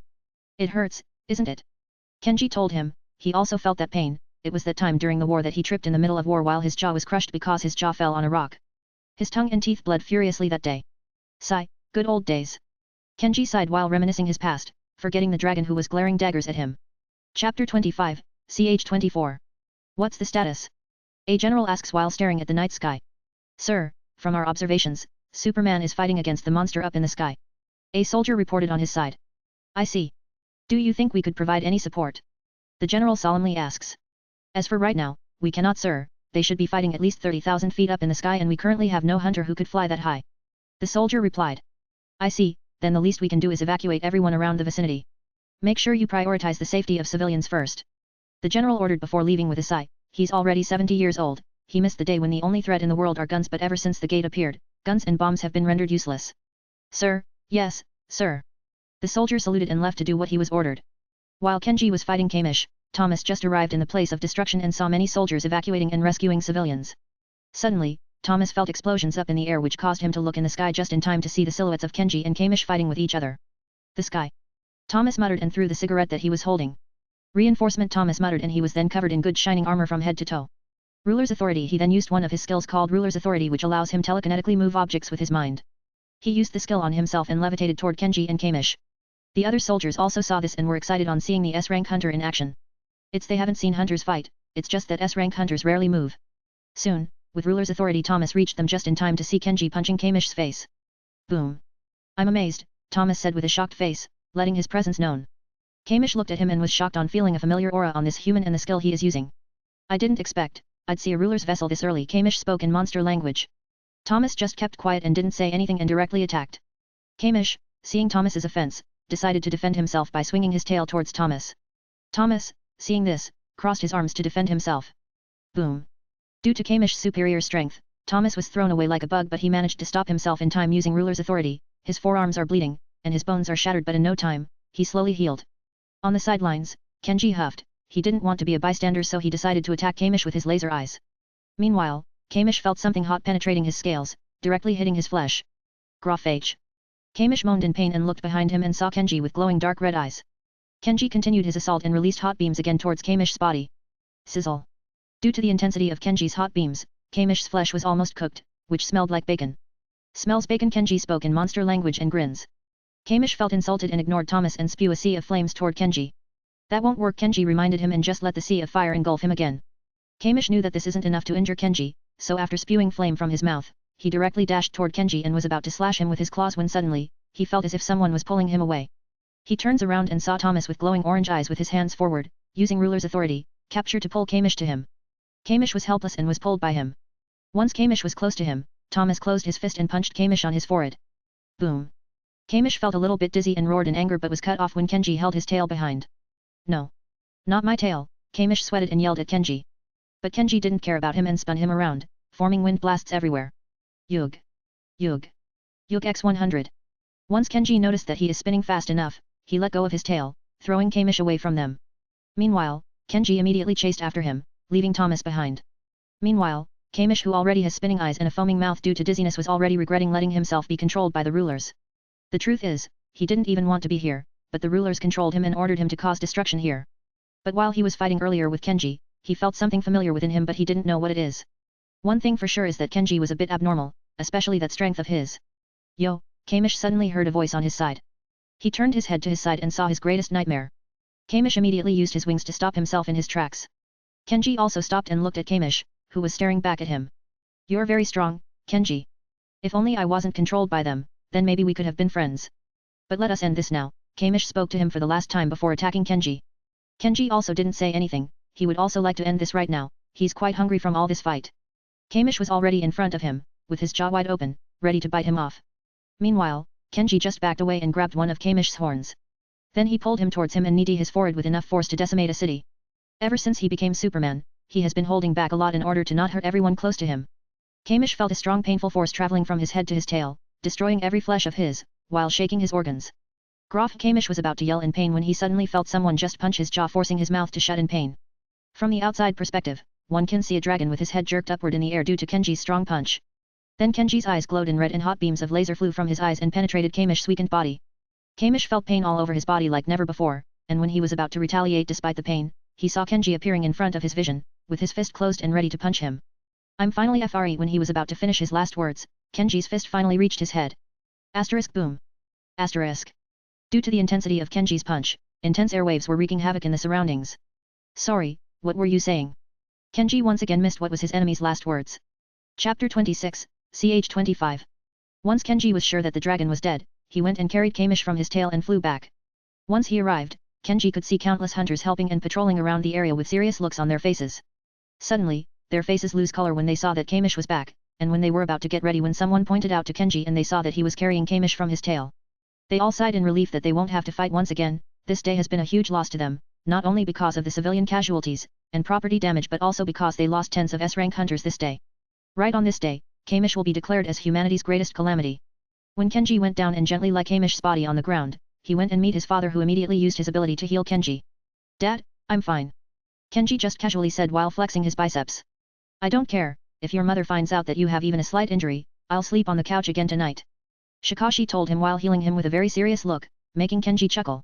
Soon, Thomas along with the US president came to him to give their thanks for saving the US. Kenji just casually accepted their gratitude, but the US president said something that piques his interest. From the reports I've heard, that monster was the first monster to kill tens of S ranks since the gate surfaced. The president said while gazing his eyes upon the ruins that were caused by Kamish. And I also saw, that you were the only one who could contend with that monster with ease, and that is why I'm thinking of a new hunter rank. Something higher than S rank. The president mumbled while thinking about the new rank that he'll introduce. I think, I'll call it national rank. The president clapped and told them before continuing. Tomorrow morning, I'll have a meeting with other leaders and we'll talk about this matter. If you would please attend the meeting tomorrow? Or are you perhaps busy? The president asks Kenji with, please tell me you're not busy, evidently plastered on his face. Kenji, who just heard the president, turns to look at his father. He's only here as his father's bodyguard. Shikashi saw his look and nodded, there's no harm to it anyway, in fact, it also has many benefits to it. Kenji nodded back at him and turns to the president and nodded again, making the president smile in happiness. Kenji then turns to Thomas, who was grinning, you're very strong, much stronger than me. He then presents his hand forward, looking for a shake. Kenji nodded, the same can be said to you, No normal hunters could take that attack. Thomas's grin widened when he heard Kenji. Then, I'll see you tomorrow. Thomas said his farewell and placed his hands in his pocket, and left along with the president. Kenji just stares at him leave and also left the place, followed by his father. Back to Thomas, he was having a chat with the president. I just heard what he said. Do you also manage to contend with the monster? The president asks him, making Thomas chuckle. Well, I managed to hold my ground against it, Thomas told him, making the president fall into deep thinking and finally open his mouth. Do you also want to be promoted to national rank? The president asks him, making Thomas stop in his tracks. Of course I want, who could refuse such an enticing offer? Thomas smiled and said before resuming his walk. However, suddenly he heard a very familiar voice, Oya? Is the battle finished already? But I just arrived here. Thomas looked at the source and saw a very familiar face, wearing Chinese armor and a beautifully carved spear. You're late. Superman went and finished it. Thomas said to the former strongest hunter of Asia. Him again? That's bad, I also want to fight a strong monster, you know. Lose Higang, the former strongest of Asia playfully said while resting his spear on his shoulder. Soon, they also heard footsteps and saw another familiar face. What happened? Where's the monster? Christopher Reed, another hunter of America. It's already dead, both of you are late, Thomas informed him. Who was it? Chris asks confusedly. It was the hunter in Japan, Superman. Thomas told him and continued, anyway, I'll leave the both of you, I have a few matters to take care of. He then walked away leaving the two hunters. Chris then turns at Lou who smiles and waves at him, making Chris turn his head by the side, humph. Then also walked away, since the fight is already done, he has no purpose staying here. Lou was still playfully waving at him and once he is done, he mutters, Superman, hey. He then smiles and also left the scene. Back to Kenji, he's currently in the bathroom, staring at himself in the mirror. He felt that there is much more than hunters and monsters in this world, he can't help but feel as if someone is watching him. Rulers. Kenji mutters, ever since he heard his father talking about rulers, he has been curious ever since. It was a few years back, he was training his hearing when he heard his father talk about rulers. He felt really familiar when he heard the word rulers and he tried searching in Google about the rulers and all he got was the actual ruler that is used as a measuring. This time, he's planning on facing his father about this since he felt that Kamish was somehow related to the rulers. After he brushed his teeth and take a bath, he went outside and saw his father on the table typing on his laptop. Dad, can we talk? Kenji asks him. Shikashi stared at him for a second and nodded, of course, let's talk in the living room. He stands and closed the laptop before walking toward the living room. Kenji also followed him, and once they are in the living room, they both sat on the couch facing each other while Shikashi asks, so, what do you want to talk about? Kenji didn't hesitate and said, what is a ruler? Kenji stares at his father's shocked face when he heard what he just said. Sigh. I knew I can't hide it from you for a long time. Shikashi sighed and finally decided to tell his son the truth. Chapter 27, ch 26. Shikashi then proceeded to tell him about the rulers and monarchs and also about their never-ending war. Kenji just quietly listened to him, sometimes shock will appear on his face while also asking him questions about things he didn't understand. And that's when the rulers finally defeat the monarchs, while the monarchs went into hiding. After Shikashi was done, silence ensued in the room. Who are the monarchs? Kenji broke the silence by asking a question that has been bugging him off. Shikashi stares at him for a few seconds before sighing, I don't know any monarchs but I know 3 monarchs that the rulers warned me about. Who are they? When Kenji heard him, he pushed his body forward with interest in his eyes. The first one is the Dragon Monarch, also known as Monarch of Destruction, then there is also the Shadow Monarch and finally, the most mysterious of all monarchs is the Star Monarch. Shikashi stopped when he saw that mentioning the Star Monarch piqued his attention. He then continued, as far as everybody knows, he was a neutral monarch, he never joined the war nor participated in battles. Most thought that he was the weakest monarch so he doesn't participate so the Dragon Monarch came to greet him. After the Dragon Monarch came back, everybody was shocked when he suddenly announces the Star Monarch as his equal. After he finished, Kenji fell into deep thinking. Whenever the Star Monarch was being mentioned, he felt something deep inside him reacting to it. It's like he was very familiar with this monarch, even though he knew himself that he hasn't met this monarch yet, but deep inside him, he already knew who reincarnated him here.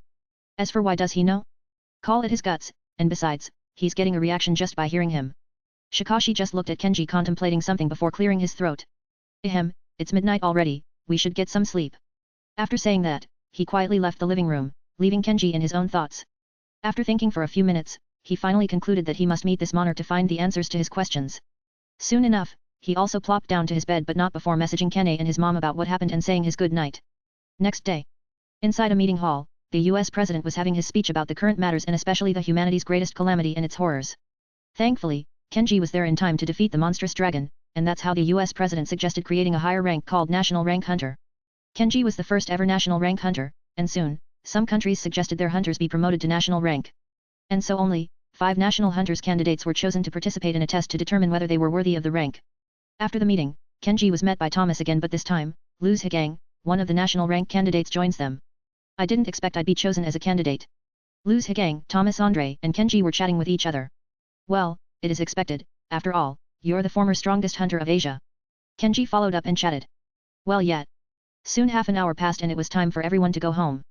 After saying his goodbyes to his new friends, Kenji instead of flying again, he boarded a private plane along with his father. Of course, since he was the one whi defeated Kamish, the US president gave Kenji Kamish's fangs and the mysterious stone that resides inside his body.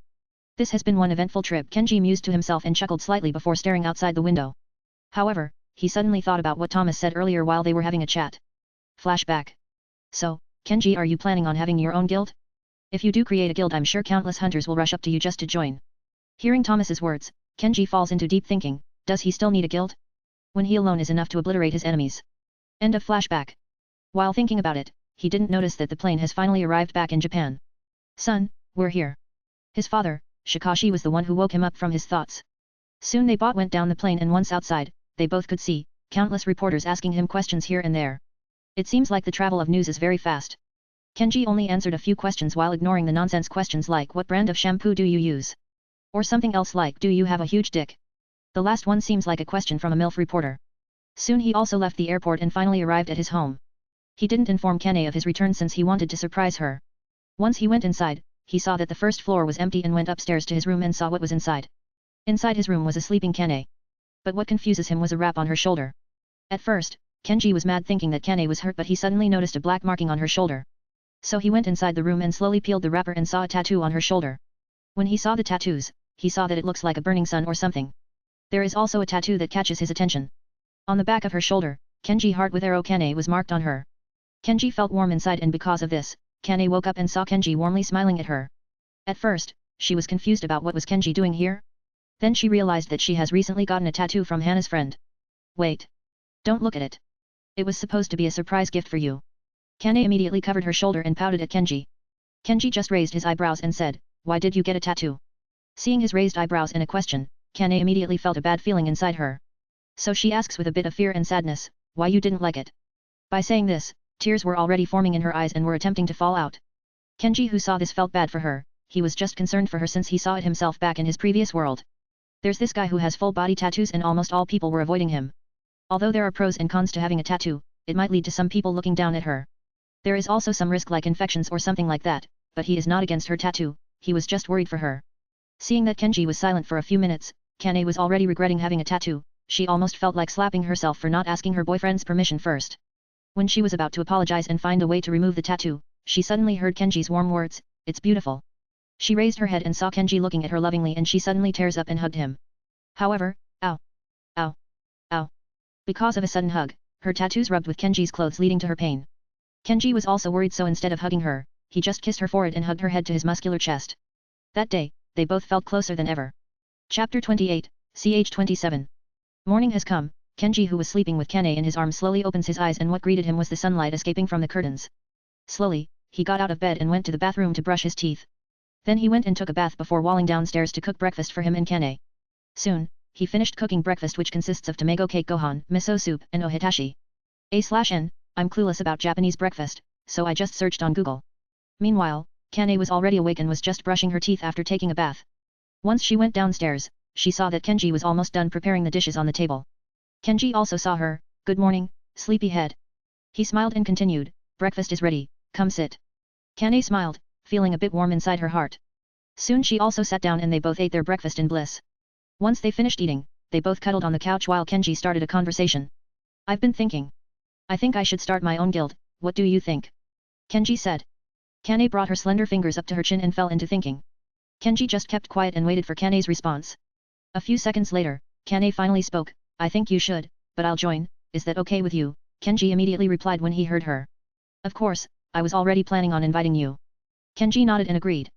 Kane was also happy, but then she asked, "So, what'll be the name of our guild?" Kenji then realized that he hadn't thought of the guild name yet. Justice League. Kenji asked her, after all, he is Superman, then the name should be Justice League, right? Kane just stared at him while raising her eyebrows, "Really? That's a lame name." Kenji sighed and fell into thinking. A few seconds later, he clapped his hands and said, "Ha! Krypton Guild." Kane this time, looked at him in contempt, "What's with you and your lame naming sense? They both quieted and only the moving hands of the clock can be heard throughout the living room. How about? Once Kane started speaking, Kenji stopped himself in his thoughts and waited for Kane to finish. Asahi Guild. Kane excitedly said and stared at him. Kenji was just happy at seeing her smile and unconsciously agreed. Sure. That's a cool name. Kenji nodded and felt the name was just right. Domu. Domu. Kane also nodded and felt happy that her boyfriend agreed with her. So, when are you gonna register our guild? Kane asked him. I think I'll do it tomorrow. Today, I'll spend my time with you. Then he went and hugged her tightly while sniffing her delicate neck. Kane just giggled and also hugged him tightly. A/N, if you're just gonna hate me just because of this then just go and fuck yourself. Soon, an hour has passed with just the both of them cuddling with each other on the couch. They then decided to watch some movies and turned on the power of the television and they were greeted by the news about a dungeon appearing in Kyoto. Since the dungeon was being handled by some hunters, Kenji changed the channel and finally found a good movie. With just that, they watched some movies for a whole day. Though there is one thing that Kenji realized, is that the movies in this world are quite good but the masterpieces back from his world are missing. Kenji thought of plagiarizing some masterpieces from his world to this world. But Kenji decided to set this matter aside for now and focus on his current life. Maybe if he has time he'll publish some movies here like Harry Potter or something. Once they finished a movie, Kenji asked something that put a smile on Kane's face. Let's have a date, Kenji uttered, which Kane smiled and agreed with him. When? Kane asked since she was getting excited. Kenji just chuckled at her excitement and said to her, Saturday, be ready. Once he said that, Kenji looked at Kane and winked at her. Kane giggled and finally, both of them got tired of watching movies and went to bed. Soon, a day passed and Kenji was already wearing a formal suit while Kane was fixing his tie. Although he could do it, having her fix his tie made it feel like they are husband and wife. Once that is done, Kenji pecked her on her lips and said his farewell to her, and left. Kenji then hopped on his black Draco GTE car and drove off the mansion. On his way to the gate, he could see some patrolling guards saluting at him when they saw his car. Back to Kane, once she saw that Kenji was already gone, she decided to go to the gym and spend her time training or raid some dungeons if someone called. Sometimes, she felt a bit useless due to Kenji's power. Just this month, they both sparred and although she could show off some moves, she could see and feel that Kenji was holding back. She didn't know whether she should be happy that her boyfriend is such a force to be reckoned with or should she be sad because she can't keep up with him in their dungeon raids. So this time, she decided to up her training and raid some more dungeons to keep up with her lover. With this goal set on her mind, she unhurriedly walked to the gym to train her ass off. Meanwhile, Kenji has finally arrived at the Japan Hunters Association. Currently, he's having a chat with Bon, talking about the registering of his guild. So, aside from yourself, have you decided on a member? I can recommend some lone hunters to you. Bon chatted with Kenji. He was excited that Kenji was finally creating his own guild instead of soloing A-rank dungeons, sometimes with his girlfriend. Kenji nodded and told him, my girlfriend will be the first member, as for the rest, I think I'll think about it in a few days. After that, it is time to proceed to the registration of the guild under the name of Asahi Guild, meaning Rising Sun or Morning Sunday. Kenji felt that this name that Kane suggested is really suitable for his guild since his source of power is the sun. Chapter 29, CH 28. After registering his guild, it was time to go home. After getting inside his car, the car blared in the engine and finally drove off. It took 15 minutes to arrive back home, due to traffic. Finally, he drove his car to the garage and went inside his house, and found that no one is in the living room. Kenji used his X-ray vision and looked around the house and finally found Kane, in the gym, practicing katas with her twin katanas. From Kenji's observations since Kane awakened, her speed is her major strength. A/N, honestly, in the manhwa, Kane only showed her speed, so the rest of her strength is unknown. So that's why I'll make some things up to make her qualify as an S rank. Once seeing her in the gym, Kenji didn't hesitate and also went to the gym. And there, he found her sweating heavily all over her body, making her abs glisten in sweat, which Kenji gulped. Currently, she is only wearing a sports bra, showcasing her abs, and her tattoo. Kane, who was breathing heavily, noticed that someone was at the entrance of the gym, so she didn't hesitate and threw her katana toward it. Kenji obviously wasn't shocked by this. During their sparring lessons, he instructed her to always be alert and show no mercy to her opponents. Back to Kenji. Kenji easily caught the tip of her katana in the middle of her fingers. That's good, always be alert. He didn't even manage to finish his sentence when Kane was already in front of him with her katana ready to cut him down. Kenji saw that she was grinning while staring at him. Kenji smirked at seeing her like this again. Whenever they fight, Kane always felt pleasure in fighting Kenji since his body is immune to her physical attacks so she could go all out whenever she wants. Kenji knew this side of her and instead of hating it, he even loves her for it. No, not because he is a masochist or something, he doesn't know what it is called, but it goes something like he loves her more because she is showing her true nature, which is a battle-thirsty woman. Kenji was dodging all her attempts. Although he could tank it, he felt that it was no fun in it. After all, it's much more fun moving your body than just standing still. Why won't you hit? Kane was almost out of breath, due to her training earlier and then fighting without resting, so it's pretty obvious she'll get exhausted. Kenji just chuckled at her attempt and finally decided to fight back. He first dodged one of her attacks and used his knee to strike her abdomen. Of course, he's holding back, he doesn't want to turn his girlfriend into meat paste, doesn't he? Kane was shocked at Kenji's counter-attack and didn't manage to react fast enough to dodge his knee. Bam! Once his knee hit her abdomen, Kane was immediately out of breath and slowly kneeled on the ground while holding her stomach in pain and pleasure. Cough, cough. You really don't hold back, do you? Kane said with staggering breath. Kenji chuckled, oh darling. You don't know how much I hold back. Kenji shook his head and said. What he said is true. He hasn't found an opponent who could take his punches without holding back. Now, he's waiting for the rulers and monarchs to arrive in this world. He's itching for a satisfying fight. Who knows, maybe they could scratch the itch that he's feeling these years. Kane, who just got her ass hooped, was resting on a bench while drinking an energy drink. So, how was it? When Kane noticed that Kenji was walking toward her, she then asked him with expectations. Of course, Kenji wouldn't disappoint. Amazing, in just a month, you've improved your speed and skills in katana. Kenji nodded sagely while speaking. Kane felt happy, she too also felt that she improved leaps and bounds because she managed to slice Kenji's suit with her katana. This is the first time she did that, so she's really happy, although it is not enough to catch up to him, at least it is enough to at least stand by his side. Kenji knew what she was thinking in her goal of catching up to him, but he just ignored it, not because he is looking down at her but because he knew that she needed it to improve herself more. And besides, if he told her to stop her goal to reach him and tell her that even if she's weak, she could stand by his side, it might hurt her pride as a woman and girlfriend. He knew how complex a woman's mind is. So he didn't bother her goals. Whether she could catch up to him or not, for him as long as she is by his side, that's enough for him. While Kenji was musing to himself, Kane was looking at her calloused hand and then stared at Kenji's hand and saw no callus, his hand is smooth like butter. When Kane saw this, she felt like laughing, aren't women supposed to have smoother hands than men, but why does it feel like she is the man here? If Kenji knew what she was thinking, he might use his laser vision to burn his hand just for her. Once Kane got enough rest, she then looked at Kenji and smiled. Round 2. She asked eagerly. Kenji smirked at her and said, you're on. And that's just like that, they sparred with each other for the whole night, until Kane can't raise her arms anymore. While Kane was sleeping on the bed, Kenji was on the balcony, thinking about his loved one back in his world. He's wondering if Elijah has finally reached his dream to become an astronaut. Then, there is also his daughter, Ellie. He wonders what she's up to now. Kenji hopes that she's living a good life along with her husband. Soon, Kenji noticed that it was already past midnight, so he decided to set his thoughts aside for now and go to sleep. He went back to his room and quietly sneaks into the bed, trying to make sure that Kane won't wake up. Once, he lay on the bed, he went and hugged Kane and buried her face in his chest. Meanwhile, Kane, as if sensing that her boyfriend was by her side, smiled and snuggled in more to his chest. Chapter 31, ch 29. In the morning, a piece of news caused a sensation around Japan. It is about Kenji's guild registration. Many hunters were lining up to join his guild, even some big hots like S-rank hunter Goto Raiji, who hasn't created his guild yet, so he could be called a solo hunter. While Kenji was causing sensations around the world, our dear protagonist was oblivious to what was happening and currently preparing himself for their date. Although this is not their first date, Kenji will make sure that this date will be the best date ever for them. As for their first date? Well, it could be called a failure since, first of all, it was that time when Kenji's parents doesn't know about them being a couple, so they had to hide their identities to not get caught by some paparazzi. And lastly, a dungeon outbreak occurs just near the restaurant where they were dining in, so the date was cancelled and Kenji have to clear the dungeon. Kenji hopes that this time, no dungeon breaks occur since he had already planned this date overnight. Since ladies like to shop first, then the first place that they will visit is a shopping mall. Whatever Kane wants, Kenji will buy it, even if it is a car or a house.